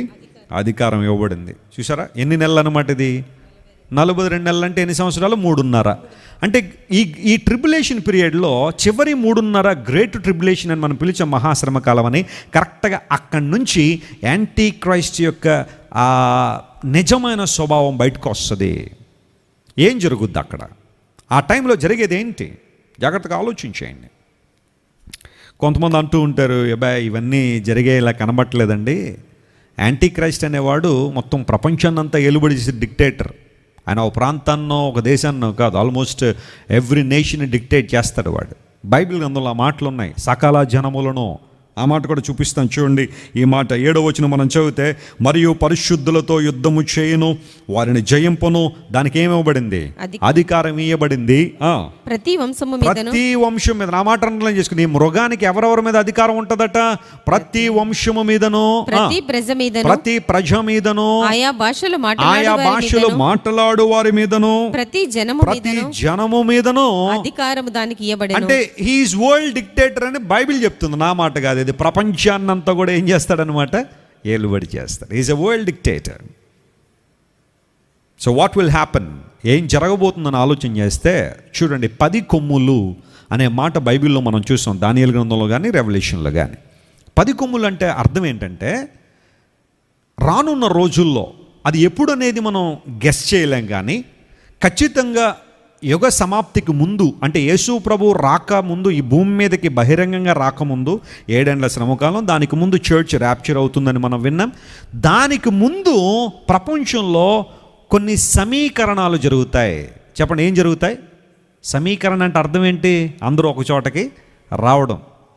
So according to the Bible, రానున్న రోజుల్లో ఒక 10 రాజ్యాలు ఒకటిగా కాబోతున్నాయి. 10 రాజ్యాలు ఒకటిగా కాబోతున్నాయి. మీరు దానియేలు గ్రంథం 2వ అధ్యాయంలో నెబుకద్నెజరుకు వచ్చిన ప్రతిమను మనం దాని గురించి ఆలోచన చేశాం కదా. తల ఏమో బంగారం, భుజాలేమో సిల్వరు, తొడలేమో ఇత్తడి, మోకాళ్ళేమో ఏంటి ఇనుము, ఆ తర్వాత పాదములు ఇనుము మట్టి పొసగని రాజ్యము. ఇప్పుడు ఈ పాదానికి ఎన్ని ఫింగర్లు ఉంటాయి? ఈ ఫింగర్కి 5, అంటే యూజువల్గా అనుకోండి, సర్వసాధారణంగా పాదానికి కూడా కొంతమందికి 6 ఫింగర్లు ఉంటాయి అనుకోండి, 6 వేళ్ళు ఉంటే అదృష్టవంతులు అంటారు కొంతమంది. అయితే ఈ విగ్రహాన్ని చూస్తున్నప్పుడు దానియేలు గారు ఎక్స్ప్లెయిన్ చేస్తున్న నెబుకద్నెజరుకి వచ్చిన కలను, ఆ పాదానికి ఎన్ని ఫింగర్లు ఉంటాయి? 10 ఫింగర్స్ ఉంటాయి, అంటే 10 కింగ్డమ్స్ అనమాట. ఇప్పుడు ఈ మృగానికి కూడా ఎన్ని కొమ్ములు ఉన్నాయని చెప్పుకున్నాం? 10 కొమ్ములు. అంటే రానున్న రోజుల్లో యాబ్సల్యూట్గా జరిగే పని ఏంటంటే, ప్రపంచంలో ఓ 10 రాజ్యాలు, అవి దేశాలు కావచ్చు లేదా కొన్ని గుంపులు కావచ్చు, ఒక యూనియన్గా ప్రారంభించబడి ఒక యూనియన్గా అయిన తర్వాత వాళ్ళందరూ కలిసి ఈ క్రూర మృగానికి అధికారాన్ని అప్పగిస్తారు. అంటే యాంటీ క్రైస్ట్ అనబడే వ్యక్తి ఈ 10 రాజ్యాలను బేస్ చేసుకుని తన పరిపాలన సాగిస్తాడు, ఆధారం చేసుకుంటాడు. వాళ్ళు ఎవరు అంటే కొన్ని రకాలైన స్పెక్యులేషన్స్ ఉన్నాయనుకోండి, వాటి దగ్గర నేను వెళ్ళాలని కాదు. కానీ రానున్న రోజుల్లో వన్ వరల్డ్ గవర్నమెంట్ అనేది రాబోతుంది. లోక రాజ్యాలన్నీ కూడా, ఈ భూమి మీద ఉన్న పెద్ద పెద్ద రాజ్యాలన్నీ కూడా ఒక యూనియన్గా రాబోతున్నారు. దానికి వాళ్ళు ఏం పేరు పెట్టినా తర్వాత సంగతి, కానీ ఒక యూనియన్గా అవుతారు. ఆ యూనియన్కి ఈ యాంటీ క్రైస్ట్ లీడర్ అవుతాడు. That's how he will hold all the world in to his hand. Economy, political power, అక్కడున్న ఆ టైంలో ఉన్న మతాలు మొత్తం అన్నీ కూడా అతని గుప్పెట్లోకి వచ్చేస్తాయి. ఎందుకోసం తెలుసా? ఈ 10 నేషన్స్, ఈ 10 రాజ్యాలు. ఎందుకంటే అక్కడ నెబుకద్నెజర్ దర్శనంలో ఆ ప్రతిమను చూసినప్పుడు దానికి 10 వేళ్ళు ఉన్నాయి, ఇక్కడ చూస్తున్న మృగానికి 10 కొమ్ములు ఉన్నాయి అనే మాట మనం చూస్తున్నాం. దాన్ని బేస్ చేసుకుంటే ఒక కొన్ని రాజ్యాలు కలిపి ఒక రాజ్యంగా మారతాయి. దానికి యాంటీ క్రైస్ట్ అనేవాడు లీడర్ అవుతాడు. దీనికి ఏమైనా ఎగ్జాంపుల్స్ ఉన్నాయండి? ఇప్పుడు దాకా అలాంటి ఏమైనా సమీకరణలు జరిగినాయి అంటే బోల్డ్ ఎగ్జాంపుల్ చెప్పగలను. అవన్నీ ఒక్కొక్క దాని గురించి ఎక్స్ప్లెయిన్ చేయడానికి సమయం లేదు. కానీ ఒకసారి ఈ పిక్చర్స్ మీరు చూడండి. యునైటెడ్ నేషన్స్ ఆర్గనైజేషన్, విన్నారా దాని పేరు ఎప్పుడైనా? UN, United Nations Organization. వాళ్ళ ఎజెండా ఏంటో తెలుసా? మొత్తం అన్ని దేశాలని ఏం చేయాలా? కలపాలి. దానికి ఒక సెక్రటరీ జనరల్ ఉంటాడు. అతను శాసించిందే, అతను చెప్పింది ఆ యునైటెడ్ నేషన్స్లో సభ్య దేశాలుగా ఉన్న వాళ్ళందరూ కూడా ఆ యునైటెడ్ నేషన్స్ చెబుతున్న మాటలకు కట్టుబడి ఉండాలా. ఎందుకోసం అంటే మేము యుఎన్లో సభ్యులుగా ఉంటామని ఇప్పుడు ప్రస్తుతానికి 193 దేశాలు, 193 కంట్రీస్ అన్నీ కూడా ఒకటిగా చేరి వచ్చినాయి. 1945లో ఫామ్ అయిన యుఎన్లో 193 కంట్రీస్. 2 అబ్జర్వింగ్ కంట్రీస్ ఉంటాయి. అబ్జర్వింగ్ కంట్రీస్ అంటే ఇంకా మేము ఆలోచన చేస్తున్నాం దానిలో చేరాలా వద్దా అన్న వాళ్ళని అబ్జర్వింగ్ స్టేట్స్ అంటారు. వాళ్ళు ఒక 2 ఉన్నారు. మొత్తం 195 కంట్రీస్ అన్నీ కూడా ఒక యూనియన్గా ఫామ్ అయ్యాయి, యునైటెడ్ నేషన్స్ ఆర్గనైజేషన్. ఈ రోజున మనం న్యూయార్క్ వెళ్తే New York United nations international territory head quarters అది. ఆ గది మీరు చూస్తున్నారు. వరల్డ్ యునైటెడ్ నేషన్స్లో ఉన్న వాళ్ళందరూ కూడా ఆ దేశాధ్యక్షులు కానీ వారి ప్రతినిధులు కానీ ఆ రూమ్లోనే కూర్చుని ఆయా సందర్భాల్లో సభలు నిర్వహిస్తారు. నేను 2010 సంవత్సరంలో అమెరికా వెళ్ళినప్పుడు నేను కూడా అదే హాల్లోకి వెళ్ళాను. కానీ చిత్రం ఏంటో తెలుసా? వాళ్ళందరూ గుంపులుగా వెళ్ళారు, నేను ఒక్కడిని సింగిల్గా వెళ్ళాను. దానిలోనికి సింగిల్గా వెళ్ళాను లోపలికి. ఆ యునైటెడ్ నేషన్స్ కాన్ఫరెన్స్ హాల్ అది. దానిలో అందరూ కూర్చుని నిర్ణయాలన్నీ తీసుకుంటూ ఉంటారు. ప్రియులారా, ఎందుకు ఈ మాట చెబుతున్నాను తెలుసా? ప్రపంచాన్ని ఐక్యం చేయాలి. వరల్డ్ పీస్, ఎకనామికల్ ఇంబ్యాలెన్స్ అనేది ఉండకూడదు. అందరూ చాలా చక్కగా ఉండాలని ఆశతోనే అంతకుముందు లీగ్ ఆఫ్ నేషన్స్ స్టార్ట్ అయింది. అది ఫెయిల్ అయిపోయిన తర్వాత UN వచ్చింది. సో ఇలా UN నడుస్తూ ఉండగానే యునైటెడ్ నేషన్స్ ఉంటానే ఉంది. ఈ లోపల ఇంకొన్ని సమీకరణాలు, చిన్న సమీకరణాలు జరిగాయి. వాటిని కూడా మీకు చెప్తాను చూడండి. ఒకసారి ఈ పిక్చర్ మీరు చూడండి. యునైటెడ్ కింగ్డమ్ అనే మాట మీరు విన్నారా? United Kingdom, UK. దానిలో కొన్ని ప్రత్యేకమైన దేశాలు ఉంటాయి. Scotland and England, Wales and ఐర్లాండ్లో కొంచెం భాగం, ఐర్లాండ్లో కొంత భాగం, అది కూడా యునైటెడ్ నేషన్స్, నార్దర్న్ ఐర్లాండ్ కూడా కలిసి ఉంటుంది. ఇవన్నీ కలిపి యునైటెడ్ కింగ్డమ్ అంటే ఒక 4 రాజ్యాలు కలిసి వచ్చినాయా లేదా? ఒక చోటకు వచ్చినాయా లేదా? ఇది ఒక యూనియన్ మనం గమనిస్తే. ఆ తర్వాత ప్రపంచంలో సెన్సేషన్ క్రియేట్ చేసిన మరొక యూనియన్, యూరోపియన్ యూనియన్, EU అంటారు దాన్ని. EU అంటే యూరోపియన్ యూనియన్. 27 స్టేట్స్ ఉంటాయి, 27 కంట్రీస్ ఉంటాయి. దానిలో 27 కంట్రీలు ఒక చోటకి చేరి మనందరం కూడా యూరోపియన్ యూనియన్గా ఫామ్ అవుదాం, ప్రపంచాన్ని శాసిద్దాం. ఒక కరెన్సీని తీసుకొద్దాం. ఆ యూరో కరెన్సీ డాలర్ని అధిగమించాలా. యూరో కరెన్సీ ద్వారా ప్రపంచాన్నంతా మనం గుప్పెట్లో తెచ్చుకోవాలని యూరోపియన్ యూనియన్ స్టార్ట్ అయింది. 27 కంట్రీస్ కలిపి స్టార్ట్ చేశారు. ఇప్పుడు మొత్తం యూరోపియన్ నేషన్స్ ఆ EU అనే విభాగాన్ని తీసుకుంటే 447 మిలియన్, అంటే సుమారుగా 47 కోట్ల మంది EUలో సభ్యులుగా ఉన్నారు. ఆ దేశ ప్రజలందరినీ కలిపితే 47 కోట్ల మంది EUగా పిలువబడుతున్నారు. 1999లో ఇది ఎస్టాబ్లిష్ అయితే 2002లో ఫుల్ ఫోర్స్లోకి వచ్చింది. అయితే ఈ రోజున మీరు ఎవరైనా ఇంటర్నేషనల్ న్యూస్ ఫాలో అవుతుంటే బ్రెగ్జిట్ అనే పదం మీరు వినుంటారు కదా. బ్రెగ్జిట్ అంటే Britain plus exit is equal to Brexit అనమాట. యూరోపియన్ యూనియన్ నుంచి బ్రిటన్ బయటకు వచ్చేసింది. బయటకు వచ్చేయడానికి ఆ బ్రెగ్జిట్ నిమిత్తం ఆ ఇంగ్లాండ్లో ఉన్న ప్రజలందరితో ఓటింగ్ తీసుకున్నారు. చాలామంది బయటకు వచ్చేద్దామని. ఎందుకోసం అంటే ఈ యూరోపియన్ యూనియన్లో బలహీన దేశాలన్నింటినీ కూడా బలమైన దేశాలు స్పాన్సర్ చేయాలి, సపోర్ట్ చేయాలి. అందును బట్టి ఇంగ్లాండ్ వాళ్ళు అనుకున్నారు, అన్ని దేశాలు మనకి ఇవ్వడం ఏమీ లేదు కానీ మనమే అందరికి ఇవ్వాల్సి వస్తుంది ప్రతిసారి, ఎందుకులే ఈ బాధ ఇదంతా కూడా అని చెప్పి ఇంగ్లాండ్ వాళ్ళు బయటకు వచ్చే ప్రయత్నాలు. బ్రెగ్జిట్ అనే మాట మీరు వినుంటారు. యూరోపియన్ యూనియన్ మొత్తం ఐరోపాలో ఉన్న దేశాలన్నీ కూడా ఒకటిగా చేరి ప్రపంచాన్ని కంట్రోల్ చేయాలనే ఆశ వాళ్ళలో కలిగి 27 కంట్రీస్. ఆ తర్వాత కామన్వెల్త్ అనే మాట మీరు ఎప్పుడైనా విన్నారా? కామన్వెల్త్ నేషన్స్ అంటారు దాన్ని, సింపుల్గా కామన్వెల్త్ అని పిలుస్తారు. ఆ సింబల్ మీరు ఎక్కడైనా చూస్తే దట్స్ అ కామన్వెల్త్ సింబల్. దానిలో 54 దేశాలు ఉంటాయి, 54 కంట్రీస్. ఏ దేశం అయితే బ్రిటిష్ వాళ్ళ ద్వారా పరిపాలన చేయబడిందో ఆ దేశాలన్నీ ఒక గుంపులోకి వచ్చినాయి అన్నమాట. ఇండియా కూడా కామన్వెల్త్లో ఉంది. అప్పుడప్పుడు కామన్వెల్త్ గేమ్స్ కూడా జరిగిస్తూ ఉంటారు. 54 స్టేట్స్. లండన్ డిక్లరేషన్ 1949లో లండన్ డిక్లరేషన్తో కామన్వెల్త్ స్టార్ట్ అయింది. 54 దేశాలు ఉంటాయి. వెరీ పవర్ఫుల్ కామన్వెల్త్ యూనియన్ ఇది. అండ్ దెన్ G8 అనే మాట మీరు వినుంటారు. G8 మొన్న ఈ మధ్యనే G8 కాన్ఫరెన్స్ కూడా జరిగింది. అయితే దాన్ని మొన్న G7 అని పిలిచారు. ఎందుకోసం అంటే రష్యా వెళ్ళలేదు. అందరూ బట్టి G8 కాస్త G7 అయిపోయింది. మళ్ళా వస్తే మళ్ళీ G8 అవుద్ది. G8 అనగా ఆ మాట చూస్తే గ్రూప్ ఆఫ్ 8 కంట్రీస్. ప్రపంచంలో మోస్ట్ పవర్ఫుల్ కంట్రీస్ అన్నీ కూడా కలిసి వాళ్ళు కొన్ని విధానాలు, ఎకనామికల్ పాలసీస్ కానీ లేకపోతే హ్యూమన్ డెవలప్మెంట్ మీద, హ్యూమన్ రైట్స్ మీద పోరాడడం కానీ ఇలాంటివన్నీ కూడా గొప్ప దేశాలన్నీ కలిసి G8గా ఫామ్ అయ్యాయి. ఈ మధ్య జరిగిన కాన్ఫరెన్స్కి రష్యా రాలా. అందును బట్టి మరి రష్యా రానప్పుడు దాన్ని 8 కంట్రీస్ లేవు అని చెప్పి G7 అని పెట్టారు. ఈ రష్యా ఒకసారి వస్తుందో ఒకసారి రాదు, వాళ్ళ విధానాలు ఏంటో మనకు తెలియదు. కానీ G8 మోస్ట్ పవర్ఫుల్ యూనియన్, మొత్తం 8 దేశాలు. ఆ దేశాలన్నీ కూడా మనం చూస్తున్నాం. Canada, United States of America, ఆ తర్వాత United Kingdom, France, Italy, Germany, Russia and Japan. ఈ 8 దేశాలు కలిసి G8 అంటారు. వాళ్ళు ఏం మాట్లాడుకుంటారో ఏదో ప్రెస్ మీట్లో చెప్పడం తెలిస్తే కానీ ఆ లోపల ఏం జరుగుతున్నాయో మనకు తెలియదు.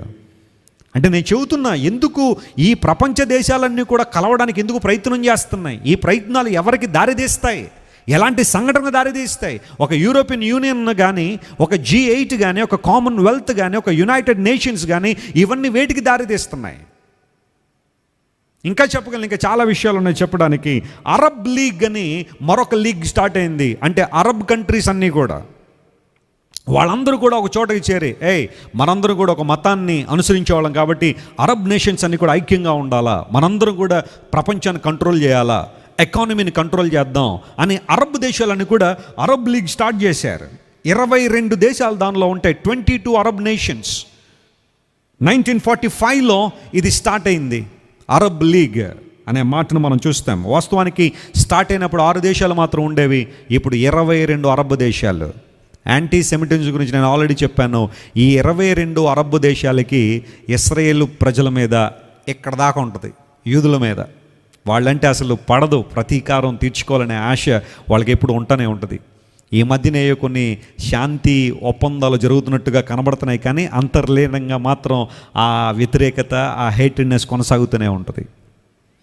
అండ్ దెన్ ఇంకా చెప్తాను చూడండి, ఎసీన్ అనే మాట మీరు ఎప్పుడైనా వినుంటారు. Association of South East Asian Nations, ASEAN. ఇందులో మన ఆసియా ఖండంలో ప్రాముఖ్యంగా సౌత్ ఈస్ట్ ఏషియాలో 10 దేశాలు దీనిలో మెంబర్స్గా ఉన్నాయి. దీన్ని అసీన్ అంటారు. 10 దేశాలు మెంబర్స్గా ఉన్నాయి. 2 దేశాలు ఇంకా ఆలోచన చేస్తున్నాయి, అబ్జర్వర్స్గా ఉన్నాయి. అంటే అరబ్ దేశాలకు ఒక యూనియన్ ఉంది, వెస్టర్న్ కంట్రీస్కి ఒక యూనియన్ ఉంది, యూరోపియన్ కంట్రీస్కి ఒక యూనియన్ ఉంది, ఆ తర్వాత ఆసియాలో ఉన్న దేశాలకు ఒక యూనియన్ ఉంది. Can you imagine? ఈ యూనియన్స్ అన్నీ కలిస్తే ఏమైంది చెప్పండి ఒకసారి. ప్రపంచం అంతా కలిసిపోయినట్టే కదా. వరల్డ్ అంతా ఆల్మోస్ట్ ఒక అంబ్రెల్లా కిందకి వచ్చేసినట్టే కదా. ఎకనామికల్గా కానీ, మిలిటరీ కానీ, ఇవన్నీ కూడా ఆలోచన చేస్తూ ఉంటే one world government, antichrist రూలింగ్కి ఇవన్నీ సహకరించే విధానాలుగానే కనబడుతున్నాయి. ఒక యూరోపియన్ యూనియన్ లోంచి యాంటీ క్రైస్ట్ వస్తాడని నేను చెప్పట్లేదు, కానీ అది ఖచ్చితంగా సహకరించవచ్చు. అలాంటి యూనియన్లన్నీ కలిస్తే 10 రాజ్యాలు, 10 ఫింగర్స్, ఇలాంటి యూనియన్లో 10 కలిసినాయి అంటే ఇంకా వరల్డ్ కలిసిపోయినట్టే కదా, ప్రపంచం అంతా కలిసిపోయింది కదా. వాళ్ళందరూ కలిసి ఒక నాయకుడిని ఎన్నుకున్నారనుకోండి, he shall be the antichrist. అతడు యాంటీ క్రైస్ట్ అవుతాడనమాట, పరిపాలన సాగిస్తాడు. ఒకవేళ యేసు ప్రభు వచ్చే ఆ సమయం, యుగ సమాప్తి దగ్గరలో ఉందనుకోండి, బహుశా ఈ పాటికి యాంటీ క్రైస్ట్ పుట్టుంటాడు. ఎందుకోసం అంటే అతడు మరి పుట్టి పెరిగి కొంచెం ఏజ్ వచ్చిన తర్వాత కదా ఆ శ్రమకాలం స్టార్ట్ అవ్వాలి, అప్పుడు రివీల్ అవుతాడు యాంటీ క్రైస్ట్గా. జాగ్రత్తగా గమనించండి. అంటే పుట్టాడని అంటల్లా, ఒకవేళ యేసు ప్రభు యొక్క రాకడ గనక అతి సమీపంగా కనుకుంటే యాంటీ క్రైస్ట్ ఈ పాటికి ఎక్కడో పుట్టుంటాడు అంటున్నా. అది ఈ రాజ్యాలన్నీ కూడా వన్ వరల్డ్ గవర్నమెంట్ దాదాపు 1304 సంవత్సరంలోనే, క్రీస్తు శకం 1304 సంవత్సరంలోనే దంతే అనబడే ఒక వ్యక్తి ఈ కాన్సెప్ట్ని తీసుకొచ్చేసాడు. ప్రపంచం అంతా ఒకే రాజు ఉంటే ఎలా ఉంటుందన్న ఆలోచనలోకి వచ్చింది అప్పుడే. ఎప్పుడు 1304లో దంతే అనబడే వ్యక్తి ఓ పుస్తకం రాసి దానిలో వన్ వరల్డ్ గవర్నమెంట్ గురించి ప్రస్తావించేశాడు ఆయన. నేను ఇప్పుడు ప్రపంచంలో చాలా దేశాలు తిరుగుతూ ఉంటే అనేకమైన ఫ్లైట్స్ మీద ఇదే ఉంటుంది. ఏంటో తెలుసా, వన్ వరల్డ్ గవర్నమెంట్ అనే ఆల్రెడీ స్టిక్కర్స్ వేసేస్తున్నారు. వన్ వరల్డ్ గవర్నమెంట్ మేము ఆశిస్తున్నాం, ఒకే ప్రభుత్వం రావాలి, ఒకే కరెన్సీ రావాలి, ఒకే ట్రాన్సాక్షన్స్ రావాలి, వరల్డ్లో ఎక్కడున్నా కానీ ట్రాన్సాక్షన్స్ జరిగిపోతూ ఉండాలి. ఇప్పుడు జరుగుతున్న టెక్నాలజీ కానీ, ఈ క్యాష్లెస్ సొసైటీ కానీ, ఈ రోజున మనకి పెద్దగా డబ్బులు అక్కర్లా. నేను ప్రపంచంలో చాలా దేశాలు తిరుగుతుంటాను, డబ్బులు క్యారేజ్ చేయాల్సిన పని లేదు. ఒక 2 కార్డులు నా పర్సులో పెట్టుకున్నానంటే నా పాస్పోర్ట్తో నాకున్న ఒక డెబిట్ కార్డు, ఒక క్రెడిట్ కార్డు, ఆ 2 గనక నా పర్సులో, నా వాలెట్లో నేను పెట్టుకున్నానంటే I can survive in any part of this world. ఈ లోకంలో ఎక్కడైనా సరే నేను సర్వైవ్ అయిపోగలను. తెలుసా ఎందుకోసం అంటే క్యాష్లెస్ ట్రాన్సాక్షన్స్ సొసైటీ వచ్చేసింది. ఇవన్నీ దేనికి సాదృశ్యం, ఎవరికి వే క్లియర్ చేస్తున్నాయి, ఇవన్నీ కూడా దేనికి నడిపిస్తున్నాయంటే వన్ వరల్డ్ గవర్నమెంట్ రాబోతుంది. దానికి యాంటీ క్రైస్ట్ లీడర్గా ఉంటాడు, అందరినీ తన వైపు ఆకర్షించుకుంటాడు, అందరినీ తన గుప్పిట్లో తీసుకుంటాడు. ప్రతి వంశం మీద, ప్రతి జనం మీద, ప్రతి దేశం మీద అతనికి ఏమివ్వబడుతుందట, అధికారం ఇవ్వబడుద్ది. You are a good ruler, you can rule the world so passionately and so beautifully and we can't find any better person than you అని చాలామంది వెళ్ళట యాంటీ క్రైస్ట్కి అధికారాన్ని అప్పగిస్తారు. he will rule the whole world, లోకం అంతా అతడు అధికారం చెలాయిస్తాడు.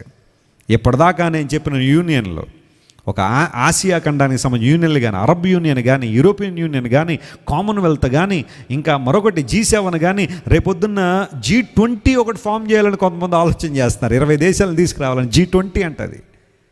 అలా అలా అలా ఒక రోజుకి ఈ యూనియన్లన్నీ కలిసి ఆల్ పవర్ఫుల్ ఒక కింగ్డమ్గా యాంటీ క్రైస్ట్ అనేవాడు వస్తాడు. వాడు చేసే పని ఏంటంటే మొదటి 3.5 సంవత్సరాలు ఇశ్రాయేలు జనాంగంతో, ప్రాముఖ్యంగా గమనించండి, 7 ఏండ్ల శ్రమ కాలంలో God is dealing with Israel's. దేవుడు ఇశ్రాయేల్తో డీల్ చేయబోతున్నాడు. ఆ సందర్భంలో మొదటి 3.5 సంవత్సరాలు కూడా ఈ యాంటీ క్రైస్ట్ అనేవాడు ఇశ్రాయేల్తో స్నేహపూర్వకంగానే ఉంటాడు, ఒక శాంతి ఒప్పందాన్ని కుదుర్చుకుంటాడు. బైబిల్ పండితుల యొక్క అభిప్రాయం ప్రకారం, చరిత్ర ప్రకారం మనం చూస్తే ఆ మొదటి 3.5 సంవత్సరాల కాలంలో ఏదో ఒక సమయంలో ప్రియులరా జెరూషలేం టెంపుల్ కట్టబడుతుంది. 3వ ఆలయం అంటారు దాన్ని, 3rd టెంపుల్ అని పిలుస్తారు. ఎందుకంటే ఆల్రెడీ ఒకటి సొలొమోన్ గారు కట్టారు, రెండవది యెహోషువ జెరుబ్బాబెల్ కట్టాడు. ఆ తర్వాత AD 70లో మొత్తం ఆ టెంపుల్ని అంతా డిస్ట్రాయ్ చేసి పడేశారు. ఇంకా అప్పటి నుంచి యూదులకు ఇప్పుడు ఆలయం లేదు. Do you know that? They don't have any temple. యూదులందరూ కూడా ఆరాధించుకోవడానికి ఒక ఆలయం లేదు వాళ్ళకి. అందరూ బట్టి they were expecting the 3rd temple should be built very soon. అతి త్వరలో 3వ మందిరం కట్టబడాలని యూదులు ప్రతిరోజు ప్రార్థన చేస్తారు. చాలామంది జూయిష్ ఫ్రెండ్స్ నాకు ఉన్నారు, వాళ్ళతో కొన్నిసార్లు మాట్లాడుతున్నప్పుడు వాళ్ళు చెప్పేది అదే, యూదులు ఆరాధన 3వ మందిరం కావాలి. ఈ 3వ మందిరం కట్టబడడం అనేది క్రిస్టియన్ ఎస్కటాలజీలో ఒక ప్రాముఖ్యమైన అంశము. ఆ మొదటి సంవత్సరాల్లోనే, అంటే ఆ 3.5 yearsలోనే ఈ మందిరం కట్టబడుతుంది.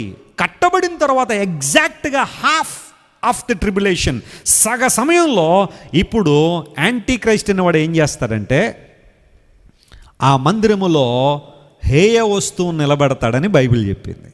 దాన్ని అబామినేషన్ ఆఫ్ డెసలేషన్ అన్నారు. బైబిల్ గ్రంథంలో చాలా కఠినమైన పదాల్లో అది కూడా ఒకటి. కరెక్ట్గా 3.5 years తర్వాత. ఎందుకోసం అంటే దానియేలు గ్రంథం 9వ అధ్యాయంలో 27వ వచనాన్ని మనం చదివినప్పుడు దానిలో ఉంది కదా, ఏమన్నాడు? అర్ధవారమునకు అనే మాట క్లియర్గా, అంటే 3.5 years తర్వాత ఈ యాంటీ క్రైస్ట్ అనేవాడు యూదులు కట్టబోయే మందిరంలో నాశనమైన హేయ వస్తువుని నిలబడతాడు అని బైబిల్ సెలవు ఇచ్చింది. ఒకసారి ఈ దృశ్యాలు మీరు చూడండి. ఈ రోజున మనం ఇశ్రాయేల్ దేశం కనుక వెళ్తే this is the exact location and place where Solomon build the temple. సొలొమోను గారు కట్టిన దేవాలయపు ప్రాంతం అదే. అక్కడ దేవుడు సొలొమోను గారి ద్వారా దేవాలయాన్ని కట్టించాడు. ఒర్నాను కళ్ళం అంటారు కదా దాన్ని. దావీదు గారు కొన్నాడు ఆ ప్లేస్ను, కొని అక్కడ దేవుని మందిరం. కొంచెం హిస్టరీ వెనకకి లాగితే చరిత్ర చెప్పేది ఏంటంటే అబ్రహాం గారు ఇస్సాకును బలిచ్చిన ప్రాంతం అదే. యేసు ప్రభు చనిపోయిన ప్రాంతం కూడా దానికి దగ్గరలోనే యేసు ప్రభు తన ప్రాణాన్ని అప్పించారు. ఇప్పుడు గమనిస్తే ప్రియులారా, ఇక్కడ సొలొమోను గారు మొదటి దేవాలయాన్ని కట్టాడు. దాన్ని ఫస్ట్ టెంపుల్ అంటారు. ఇట్ వాస్ BC 957లో ఫస్ట్ టెంపుల్ కట్టబడింది. Magnificent temple. ఆ సొలొమోను గారు మొదటి దేవాలయం, నేను తరచుగా చెబుతున్నాను, అది ఇప్పుడు కట్టాలంటే 2.5 లక్షల కోట్లు కావాలట. దానికి ఎన్ని కోట్లు అండి? 2.5 లక్షల కోట్లు. Can you imagine? ఎంత డబ్బు అది, ఎంత మందిరం కట్టచ్చు. అంత డబ్బు, అంత విలువతో సొలొమోను గారు కట్టారు ఆ మందిరాన్ని. అయితే ఆ మందిరాన్ని బబులోను రాజు నెబుకద్నెజర్ ఏం చేశాడు చెప్పండి? కూల్చి పడేశాడు, మొత్తం నేలమట్టం చేశాడు. ఆ తర్వాత బబులోను దేశానికి యూదులు కొనుపోబడిన తర్వాత 70 సంవత్సరాల తర్వాత మరలా దేవుని వాగ్దానాన్ని బట్టి ఎక్కడికి వచ్చేసారు వాళ్ళు? మరలా వచ్చేసి మరలా అదే స్థలంలో వాళ్ళు ఏం చేశారు? సెకండ్ టెంపుల్ కట్టారు. దాన్ని రెండవ ఆలయం అన్నారు. ఎందుకంటే సెకండ్ టైం కట్టబడింది కాబట్టి. యెహోషువ మరియు జెరుబ్బాబెలు అనబడే దేవుని బిడ్డలు వారు సెకండ్ టెంపుల్ కట్టారు. సో అక్కడ ఆరాధనలు జరుగుతూ ఉన్నాయి.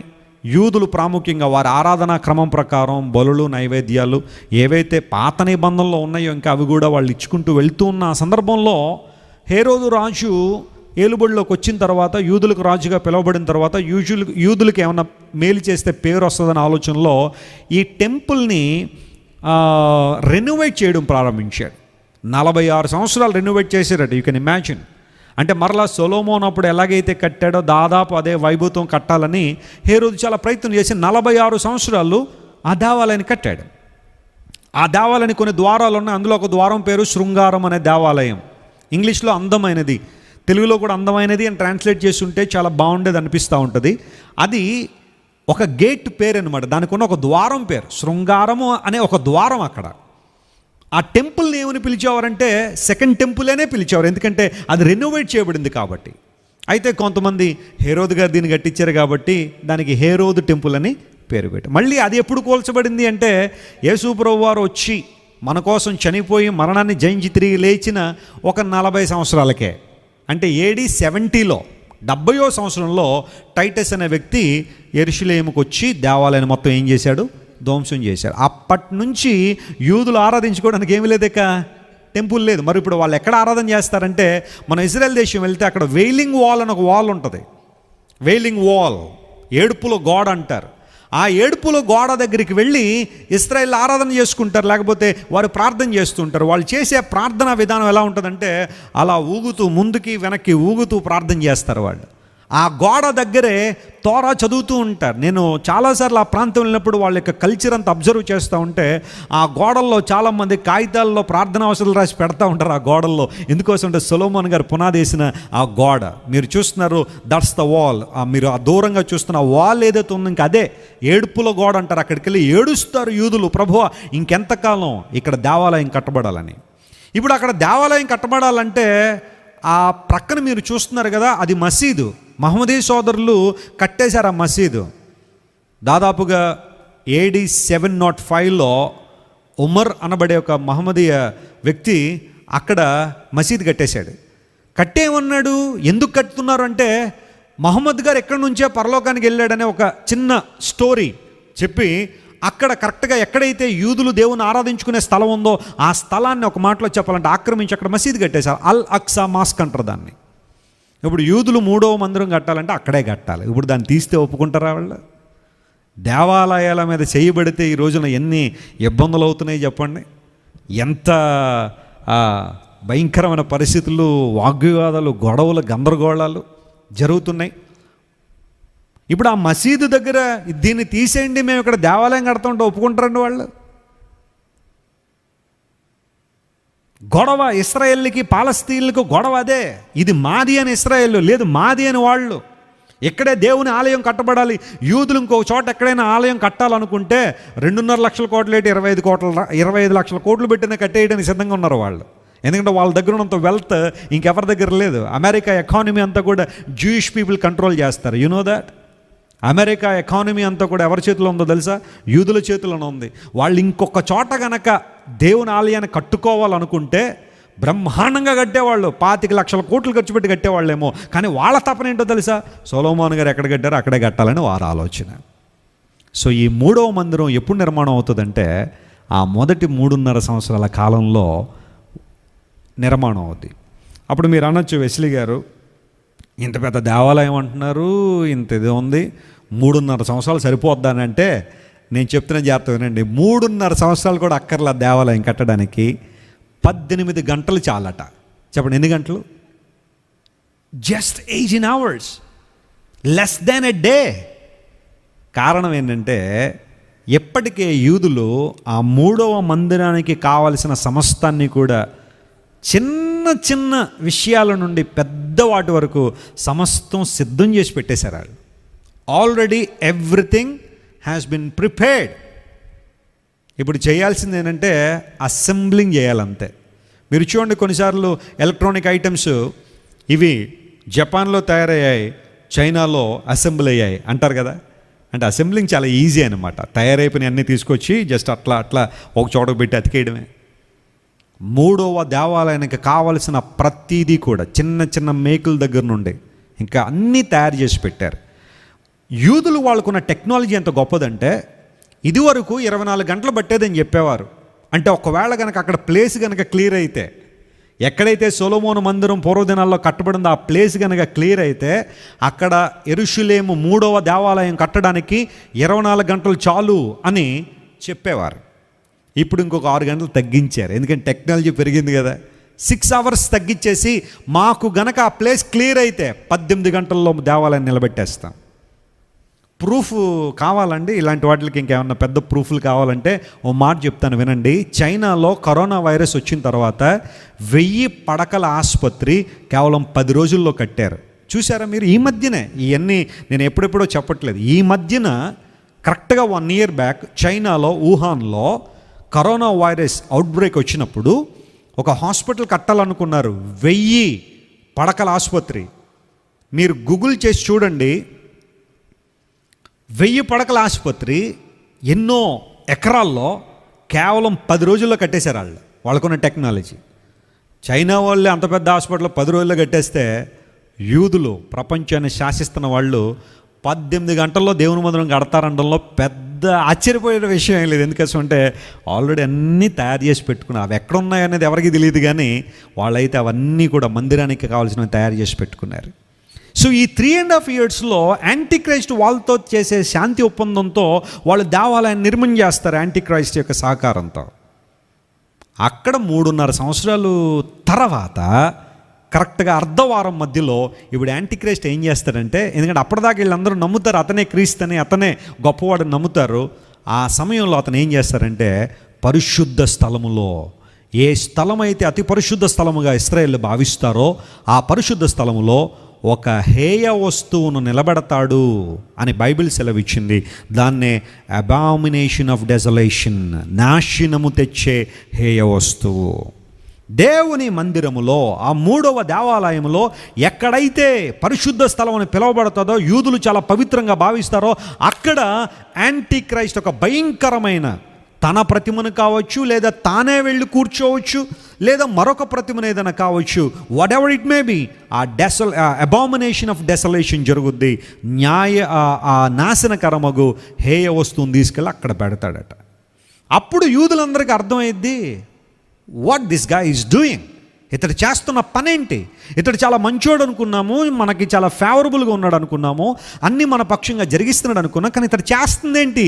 ఇతడు ఖచ్చితంగా క్రీస్తు కాదు, ఎందుకంటే క్రీస్తు అయితే అలాంటి పని ఆయన చేయడు అన్నప్పుడు వాళ్ళలో చాలామంది రికగ్నిషన్లోకి వస్తారు.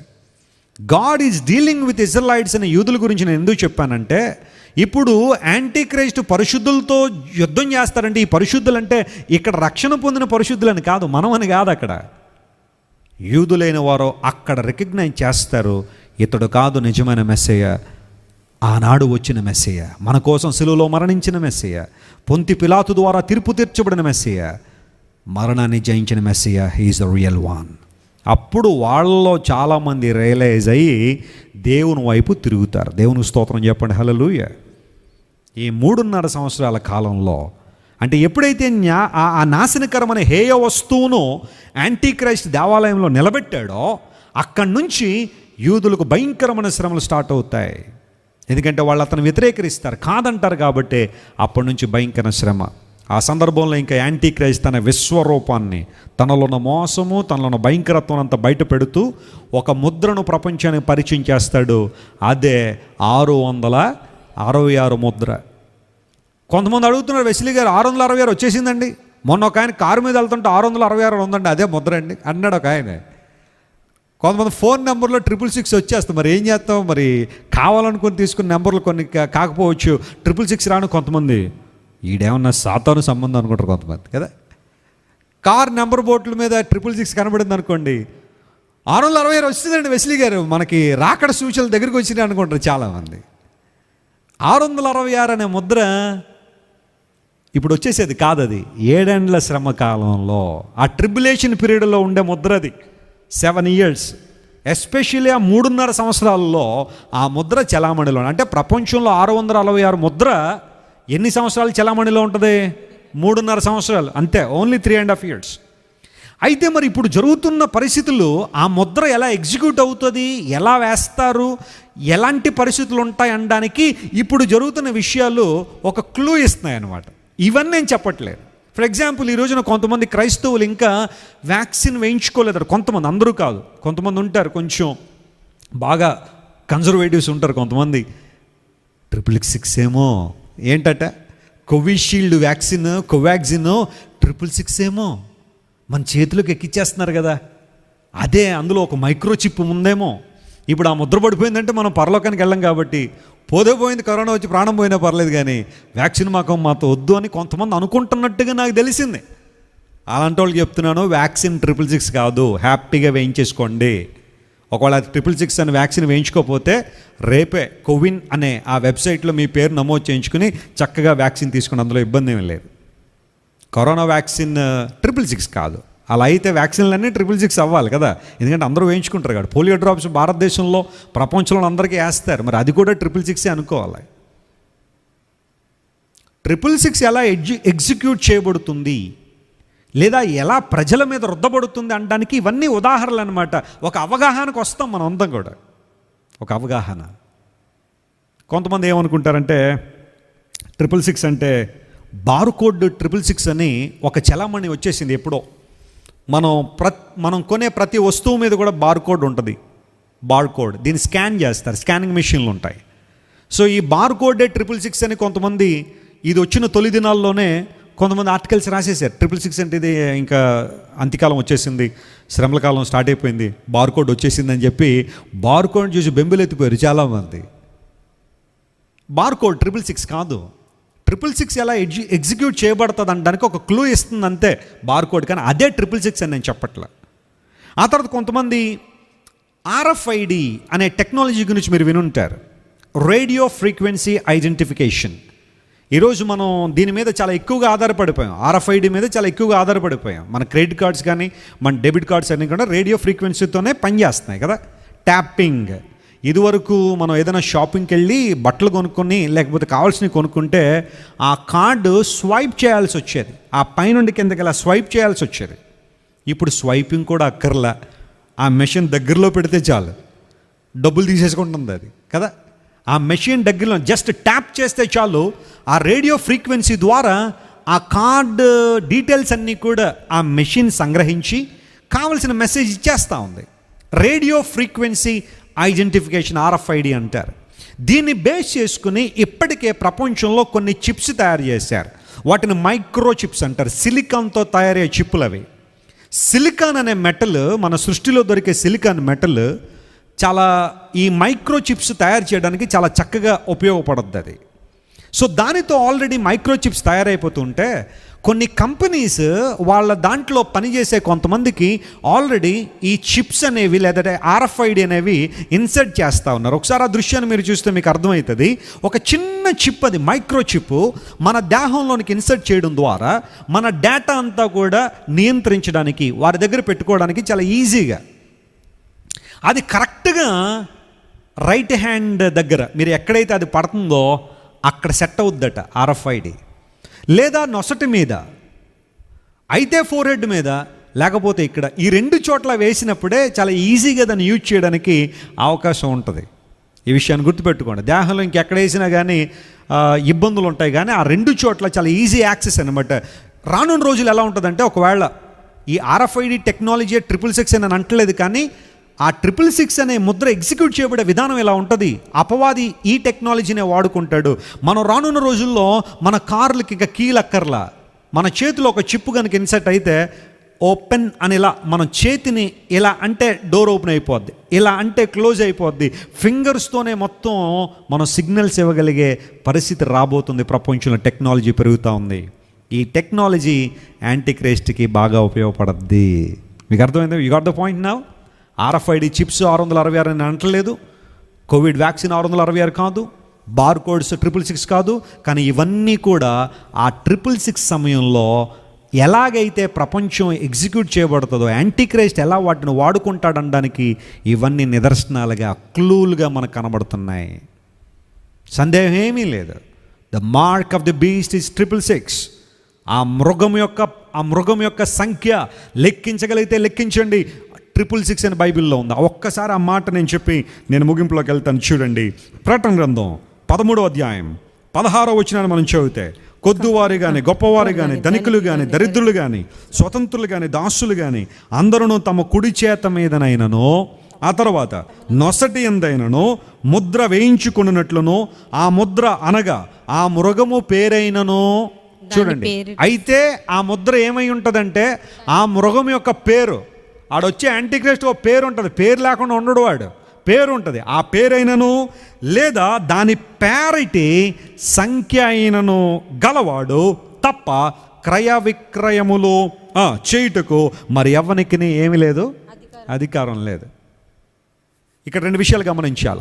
ఆ మృగానికట పేరు ఉంటుందట, ఆ తర్వాత దాని పేరట ఏముంటుందట, ఓ సంఖ్య ఉంటుంది. ఆధార్ కార్డు 666 అండి అంటే కాదు, కానీ భారతదేశంలో ఉన్న వాళ్ళందరికీ ఆధార్ కార్డులో ఒక నెంబర్ ఉన్నట్టుగానే బహుశా ఒక నంబర్, ఆ మృగం యొక్క సంఖ్య.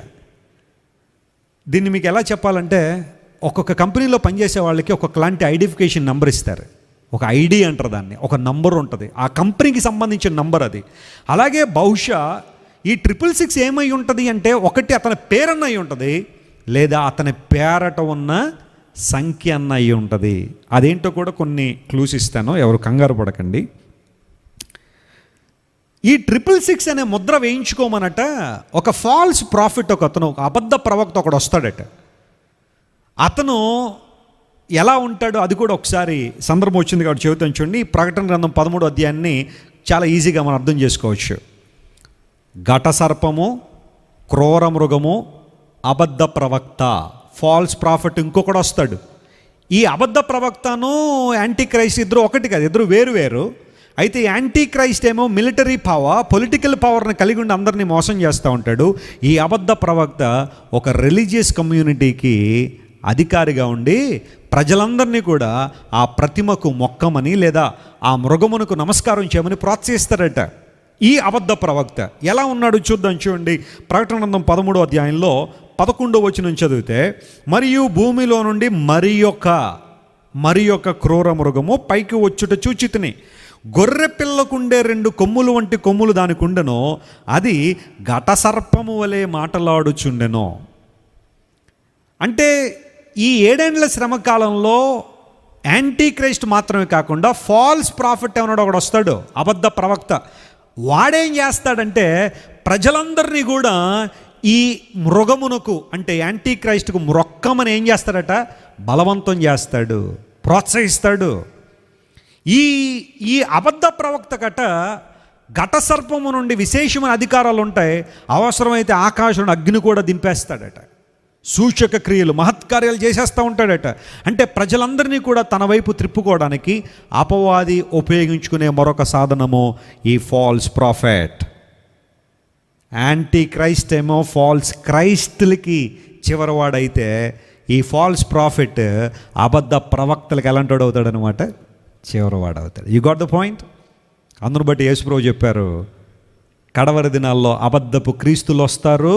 ఆ తర్వాత అంటే యాంటీ క్రైస్ట్ ఏమో అబద్ధ క్రీస్తుల్లో చివరివాడు, వీడేమో అబద్ధ ప్రవక్తల్లో చివరివాడు.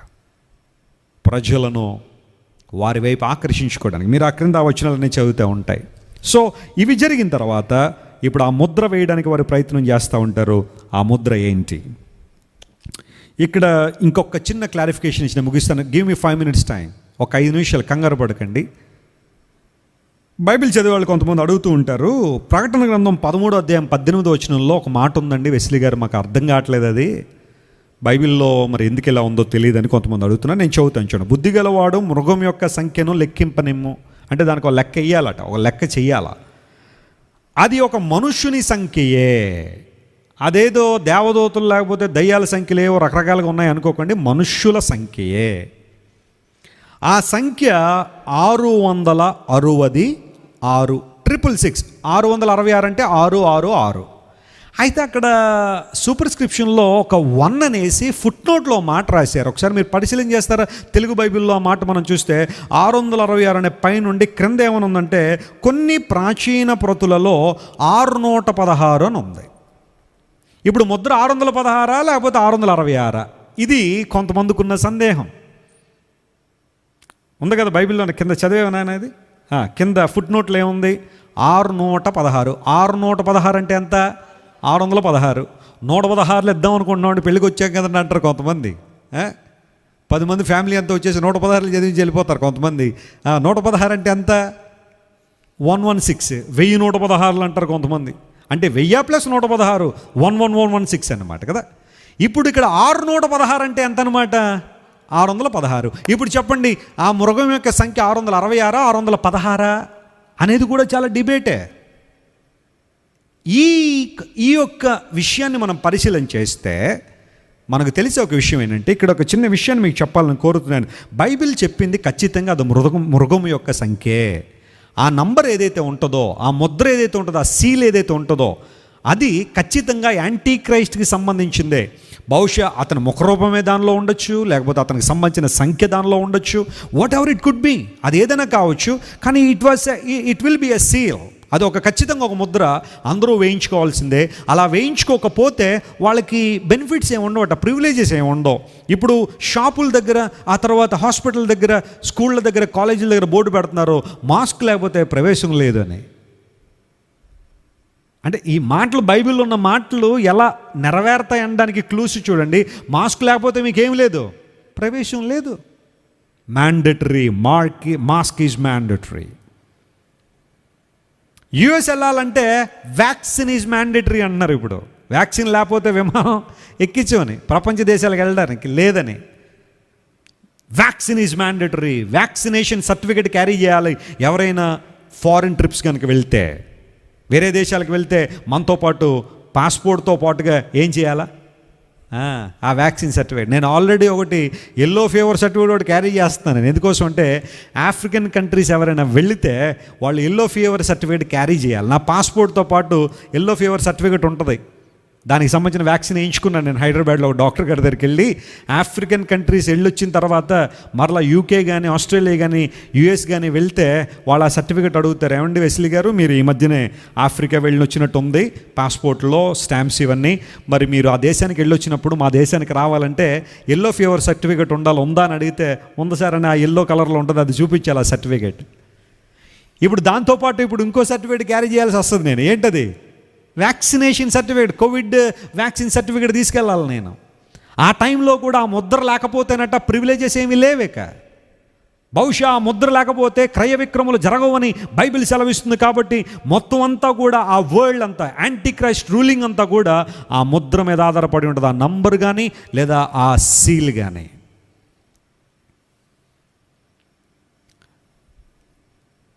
ప్రపంచంలో ఒక శాస్త్రం ఉంది.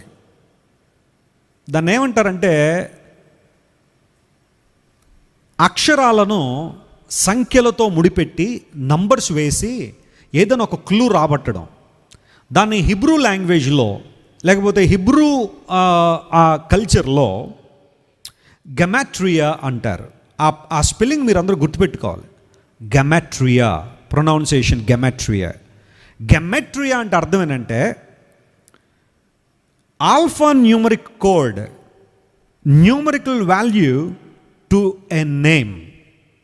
ఇప్పుడు నేను ఎవరైనా ఈ గెమాట్రియా అనబడే ఈ విభాగాన్ని తెలిసిన వ్యక్తుల దగ్గరికి నేను వెళ్ళి జాన్ వెస్లీ అనే పేరు నేను ఇచ్చాను అనుకోండి, వాళ్ళు ఒక నంబర్ తీసుకొస్తారు. నాకు నా పేరుకు ఒక నంబర్ రిలేట్ అయి ఉంటుంది.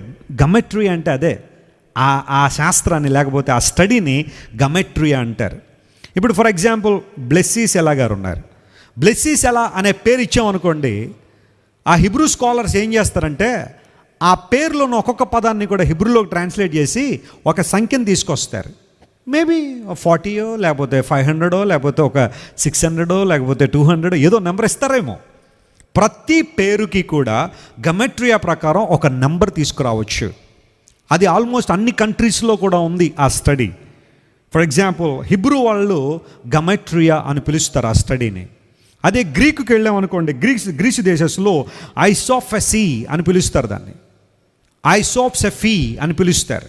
అంటే వాళ్ళు కూడా ఆ నేమ్ తీసుకుని దానికి నంబర్ ఇస్తారనమాట. అరబ్ దేశాలు మనం వెళ్తే అరబిక్ చదివే వాళ్ళకు కూడా ఈ యొక్క స్టడీ ఉంది. దాన్ని ఏమంటారంటే అబ్జాద్ న్యూమరల్స్ అంటారు. అబ్జాద్ న్యూమరల్స్ అంటే అరబిక్లో ఏదైనా ఒక పేరు తీసుకుంటే దాన్ని సంఖ్యలోనికి మార్చడం, నంబర్లోకి మార్చడం. దాన్ని వాళ్ళు అరేబియన్స్ లేదా అరబ్బులు వాళ్ళు ముస్లిమ్స్ అబ్జద్ న్యూమరల్స్ అంటారు. అదొక స్టడీ, ప్రత్యేకమైన స్టడీ. ఇంగ్లీష్ వాళ్ళు ఇంక హిబ్రూ పదాన్ని తెచ్చుకున్నారు. ఎందుకంటే ఇంగ్లీష్లో కూడా అక్షరాలను కూడా మనం కూడా ఏం చేయొచ్చు, నంబర్గా మార్చచ్చు. ఏ అంటే 1, బి అంటే 2, సి అంటే 3, డి అంటే 4, అలా జెడ్ అంటే ఎంత 26. మళ్ళీ ఇప్పుడు జాన్ వెస్లీ అనే పేరు రాసి జే అంటే ఈ నెంబరు, ఓ అంటే ఇది, హెచ్ అంటే ఇది, ఎన్ అంటే ఇది, మళ్ళీ ఎన్ని తీసుకో నెంబర్ అయిన తర్వాత అలా జాగ్రత్తగా దాన్ని ఒక నెంబర్కి కుదిస్తారన్నమాట. దాన్ని గెమాట్రియా అంటారు శాస్త్రాన్ని. ఇప్పుడు ఎగ్జాక్ట్గా ఆ విషయాన్ని మనం ఆలోచన చేస్తే చాలా జాగ్రత్తగా గమనించండి. యాంటీ క్రైస్ట్ అనేవాడికి ఒక పేరు ఉంటుంది. అది ఏం పేరో మనకి ఇప్పుడు తెలియదు, కానీ బైబిల్లో ద బీస్ట్ అనే మాట వాడబడింది. వాడి పేరు గెమాట్రియాలో చూస్తే ఏ నెంబర్ వస్తుంది అనమాట, 666 వస్తుంది. ఈ గాట్ ద పాయింట్ నా. అంటే ఇది ఒక క్లూ. అలాగే అని నేను చెప్పట్లేదు, ఇది ఒక క్లూ. 666 అనే ఆ మృగం యొక్క సంఖ్య అని ఎందుకన్నాడు? మృగం అంటే మనిషి కదా, బీస్ట్ అన్న. ఆ మృగం యొక్క సంఖ్య అంటే ఆ గెమాట్రియా ప్రకారం అతని పేరు కరెక్ట్గా 666 వస్తుంది. మరి ఇప్పుడు 616 ఉంది ఏంటండి అంటే జాగ్రత్తగా గమనించండి. ఒకసారి ఈ వ్యక్తి పేరును మీరు చూడండి. ఇది అక్కర్లేదు, పపైరస్ 115లో ఈ 616 ఉందనుకోండి. ఈ వ్యక్తి పేరు మీరు చూడండి. ఇతని పేరు నీరో. ఇతడు క్రైస్తవ సంఘాన్ని చాలా భయంకరంగా హింసించిన వ్యక్తి. ఇంకో మాటలో చెప్పాలంటే రోమన్ ఎంపరర్లో అత్యంత భయంకరమైన క్రూరుడైన రాజు. ఇతని పేరు, పూర్తి పేరు మనం చదవాలంటే ఒకసారి ట్రై చేద్దాం. చూడండి, నీరో క్లాడియస్ సీజర్ అగస్టస్ జర్మానికస్. ఈయన పేరు ఈయనకే గుర్తుందో లేదో మనకు తెలియదు కదా, చాలా పెద్ద పేరు. కొంతమంది పెద్ద పెద్ద పేర్లు పెట్టుకుంటారు కదా, మొదలు పెడితే 2 నిమిషాలు ఉంటుంది పేరు, పాస్పోర్ట్లో పట్టదు ఆ పేరు. అందును బట్టి తల్లిదండ్రులు పిల్లలకి అంత పెద్ద పెద్ద పేర్లు పెట్టకండి. క్యూట్గా ఒక 2 పదాలతో పేర్లు పెట్టుకోండి, బాగుంటుంది. కొంతమందికి వాళ్ళ ముత్తాతల దగ్గర నుంచి వాళ్ళ తాతల దగ్గర నుంచి మొత్తం అందరిని కలుపుకుంటూ వచ్చేసి టకా టకా టకా టకా అని 10 పేర్లు కలిపేసి పెట్టేస్తారు, పెద్ద పెద్ద పేర్లు. నీరో గారికి కూడా అదే పేరు, నీరో క్లాడియస్ సీజర్ అగస్టస్ జర్మానికస్ అనే పేరు. ఇప్పుడు ఇతని పేరుకి గెమాట్రియాను అప్లై చేస్తానట 666 వచ్చిందట. అంటే ఇతడు యాంటీ క్రైస్ట్ అని నేను చెప్పట్లేదు, యాంటీ క్రైస్ట్ అని చెప్పట్లా. అతని పేరు 666 అనే గెమాట్రియా ప్రకారం 666 వచ్చింది. అది ఎందులో అంటే బైబిల్ కొత్త నిబంధన గ్రీకులో రాయబడింది కదా, గ్రీకు భాషకు సంబంధించిన గెమాట్రియా ఉపయోగిస్తే నీరో పేరుకి 666.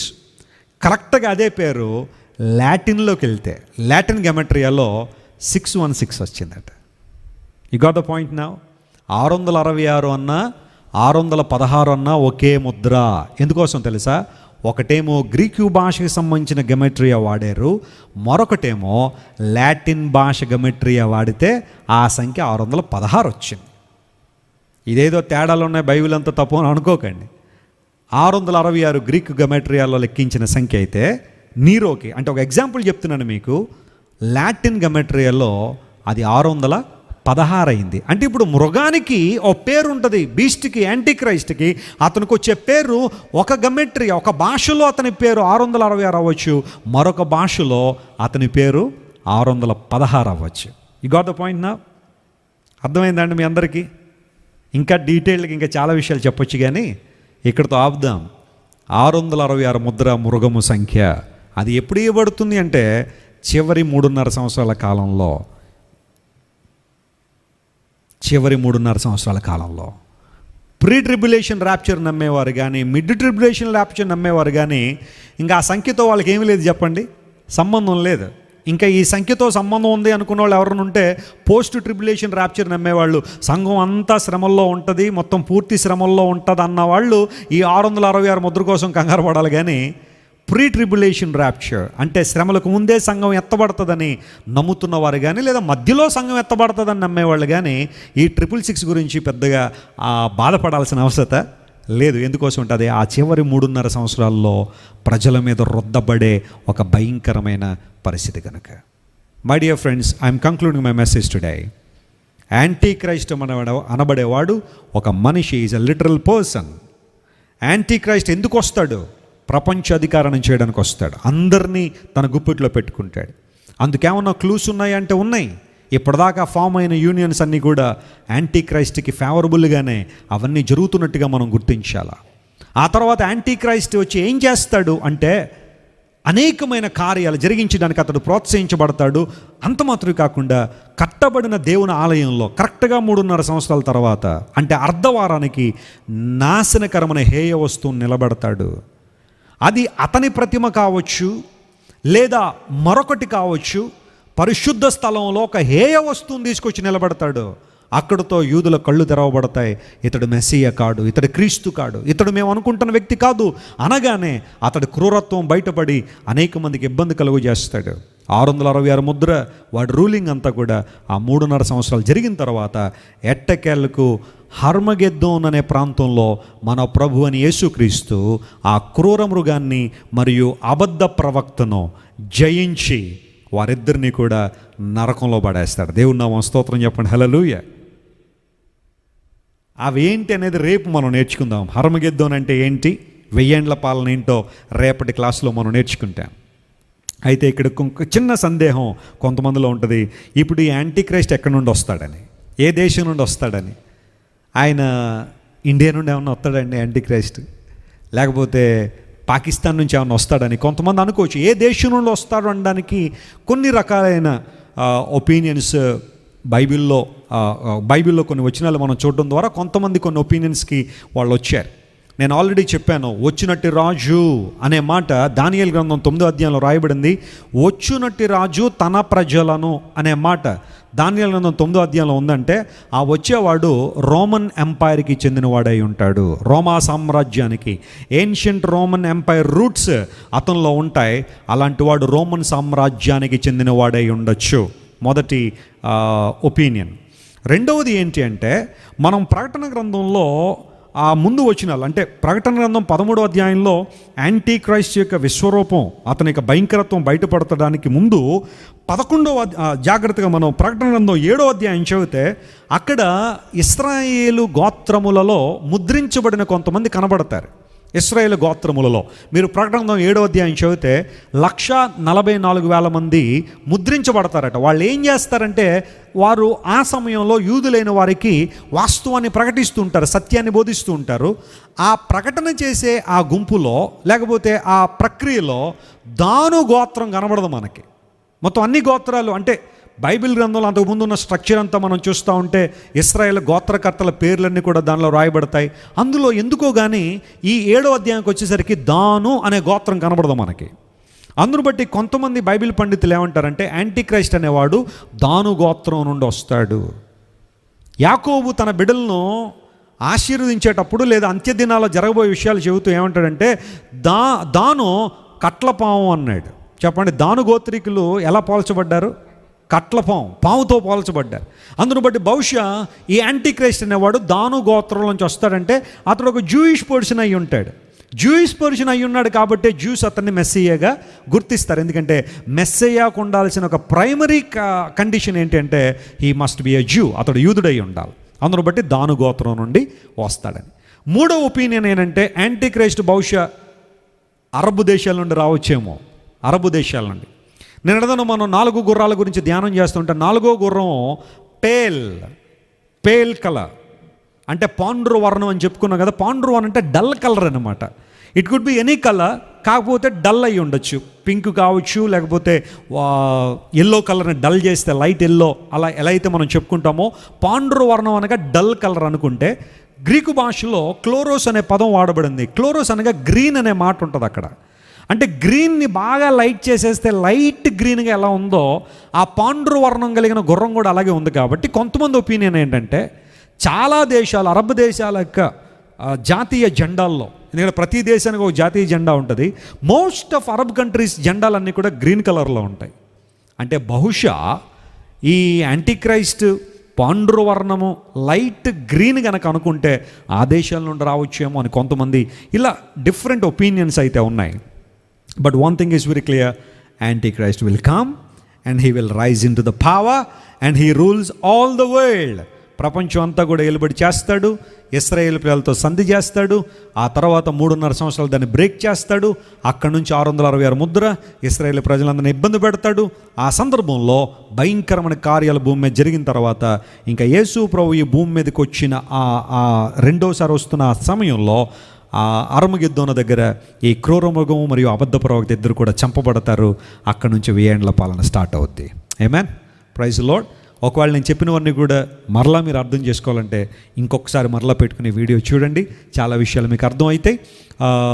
దేవుడు వీళ్ళందరినీ బలపరచాలని, నూతన కృపలతో మేము నింపాలని కోరుతున్నాను. ఫైనల్గా ఒక మాట, జరగబోయే వాటన్నిటిని కూడా తప్పించుకోవాలి అంటే మీరు ప్రార్థన చేసి ఎల్లప్పుడూ ఎలా ఉండండి? మెలకుగా ఉండండి. ఎస్కటాలజీ అనే ఆ టాపిక్ మనం డీల్ చేస్తున్నాం కాబట్టి ఇవన్నీ చెప్పాల్సిన అవసరం ఉంది కాబట్టి చెప్పాను. అయితే మనందరం కూడా ప్రార్థనలో, వాక్య ధ్యానంలో మెలకువగా ఉన్నప్పుడు దేవుడు వీటన్నిటినీ తప్పించుకునే భాగ్యాన్ని దేవుడు మనకు దయచేస్తాడు. Amen, praise the Lord. కళ్ళు మూసుకోండి, ప్రార్థన చేసుకుందాం. Everyone close your eyes. I would like to pray for you. మీకోసం నేను ప్రార్థన చేస్తాను. ప్రభువా, ఇంతవరకు మా ప్రియులు చాలామంది రాత్రి లైవ్లో కనెక్ట్ అయ్యి చాలా విషయాలు విన్నారు. యాంటీ క్రైస్ట్ క్రూర మృగము సముద్రం నుంచి పైకి వచ్చుట చూశాను. చిరతపులిలాగా ఉంది, దాని పాదాలు ఎలుగుబంటివి, దాని ముఖము సింహం లాంటిది, దాని తలల మీద కొమ్ములు ఉన్నాయి. అపవాది ఈ మృగమునకు అధికారం ఇచ్చాడు, తన బలాన్ని, సింహాసనాన్ని, అధికారాన్ని ఇచ్చాడు. అతడు ప్రతి జనమును, ప్రతి వంశమును తన అధికారంతో ఏలుబడి చేస్తాడని విన్నాం. ప్రకటన గ్రంథంలో ప్రభువా, అపవాది యొక్క స్వభావాన్ని, అపవాది యొక్క మోసాన్ని ప్రభువా నువ్వు ఎంత బహిర్గతంగా బయలుపరిచావో నీకు స్తోత్రాలు చెల్లిస్తున్నాను. అవును, అపవాది మోసగాడు. 3.5 సంవత్సరాల తర్వాత నాశనకరమైన హేయ వస్తువు మందిరంలో నిలపబడ్డం ద్వారా ప్రజలందరూ తనను ఆరాధించమని, తానే దేవుణ్ణని, తానే క్రీస్తునని ప్రకటించుకుని చేయకూడని పనులు ఎన్నో చేయడం ద్వారా అతడు ఎలాంటి మోసాన్ని ప్రపంచంలో ప్రేరేపిస్తాడో మాతో మాట్లాడారు. ఈ రోజున జరుగుతున్న సమీకరణాలు, ఒక యూరోపియన్ యూనియన్ కానీ, అరబ్ లీగ్స్ కానీ, కామన్వెల్త్ కానీ, వాటెవర్, ఇవన్నీ కూడా ఒకనాడు సమీకరణలు జరగబోయే 10 రాజ్యాలను సూచిస్తున్నాయని ప్రభువా మీరు మాతో మాట్లాడారు. అవునయ్యా, మేము ఇవన్నీ గమనిస్తున్నప్పుడు నీ రాకడ ఎంత సమీపంగా ఉందో గుర్తించిన కృపలో వర్ధిల్లడానికి సహాయం చేయండి. ఈ రాత్రి ఈ మాటలు ఎంతమంది అయితే విన్నారో వారందరినీ ముట్టండి ప్రభువా. 666 ముద్ర, ఆ మృగమునకు ఒక సంఖ్య ఉంటుంది. ఆ సంఖ్య అందరికీ ఇస్తాడు. నొసట మీద కానీ, కుడి చేతి మీద కానీ ఆ ముద్ర వేయబడుతుంది. ఆ మృగం యొక్క సంఖ్య అది, అతని పేరు కానీ, అతని సంఖ్య కానీ అది 666 లేదా 616. ప్రభు, చాలా విషయాలు రాత్రి మీరు మాతో మాట్లాడినందుకు నీకు స్తోత్రాలు చెల్లిస్తూ, విన్న వాక్యాన్ని మా అందరి హృదయాల్లో మీరు బలపరిచి నీ రాకడ కొరకు మేమందరం సిద్ధపడడానికి సహాయం చేయమని ఘనత మహిమ ప్రభావం నీకు మాత్రమే ఆరోపిస్తూ యేసు నామం పేరిట అడిగి వేడుకొనిచున్నాము తండ్రి. ఆమేన్. ఆమేన్. మన తండ్రి అయిన దేవుని యొక్క ప్రేమ, ప్రభు అయిన యేసుక్రీస్తు వారి యొక్క కృప, పరిశుద్ధాత్మ దేవుని యొక్క నిత్య అన్యోన్య సహవాసము, ఆశీర్వాదం, ఆదరణ చేరువచ్చిన మనందరికీ, ప్రభు బిడ్డలందరికీ సదాకాలము తోడై నడిపించును గాక. ఆమేన్. ఆమేన్. ఆమేన్. God bless you dear friends. దేవుడు మిమ్మల్ని దీవించును గాక. మరలా రేపు సాయంకాలం మరొక క్లాస్తో మనం కలుసుకుందాం. నేను రేపు ఎంత సమయం తీసుకుని ఎవరు కంగారు పడకండి. ఈరోజు ఆ సబ్జెక్టు మనం ఎంత ఎక్కువగా మీకు అవగాహనలోకి రావాలని చాలా విషయాలు మీకు ఎక్స్ప్లెయిన్ చేశాను. టుమారో ఇంత సమయాన్ని నేను తీసుకున్నాను. అర్మగెద్దోను యుద్ధం మరియు 1000 ఏండ్ల పాలన గురించిన వివరాలు మనం తెలుసుకుందాం. ఆ తర్వాత మరికొన్ని విషయాలు తెలుసుకుని మనం ప్రకటన ముగింపులోకి వద్దాం. God bless you. Good night.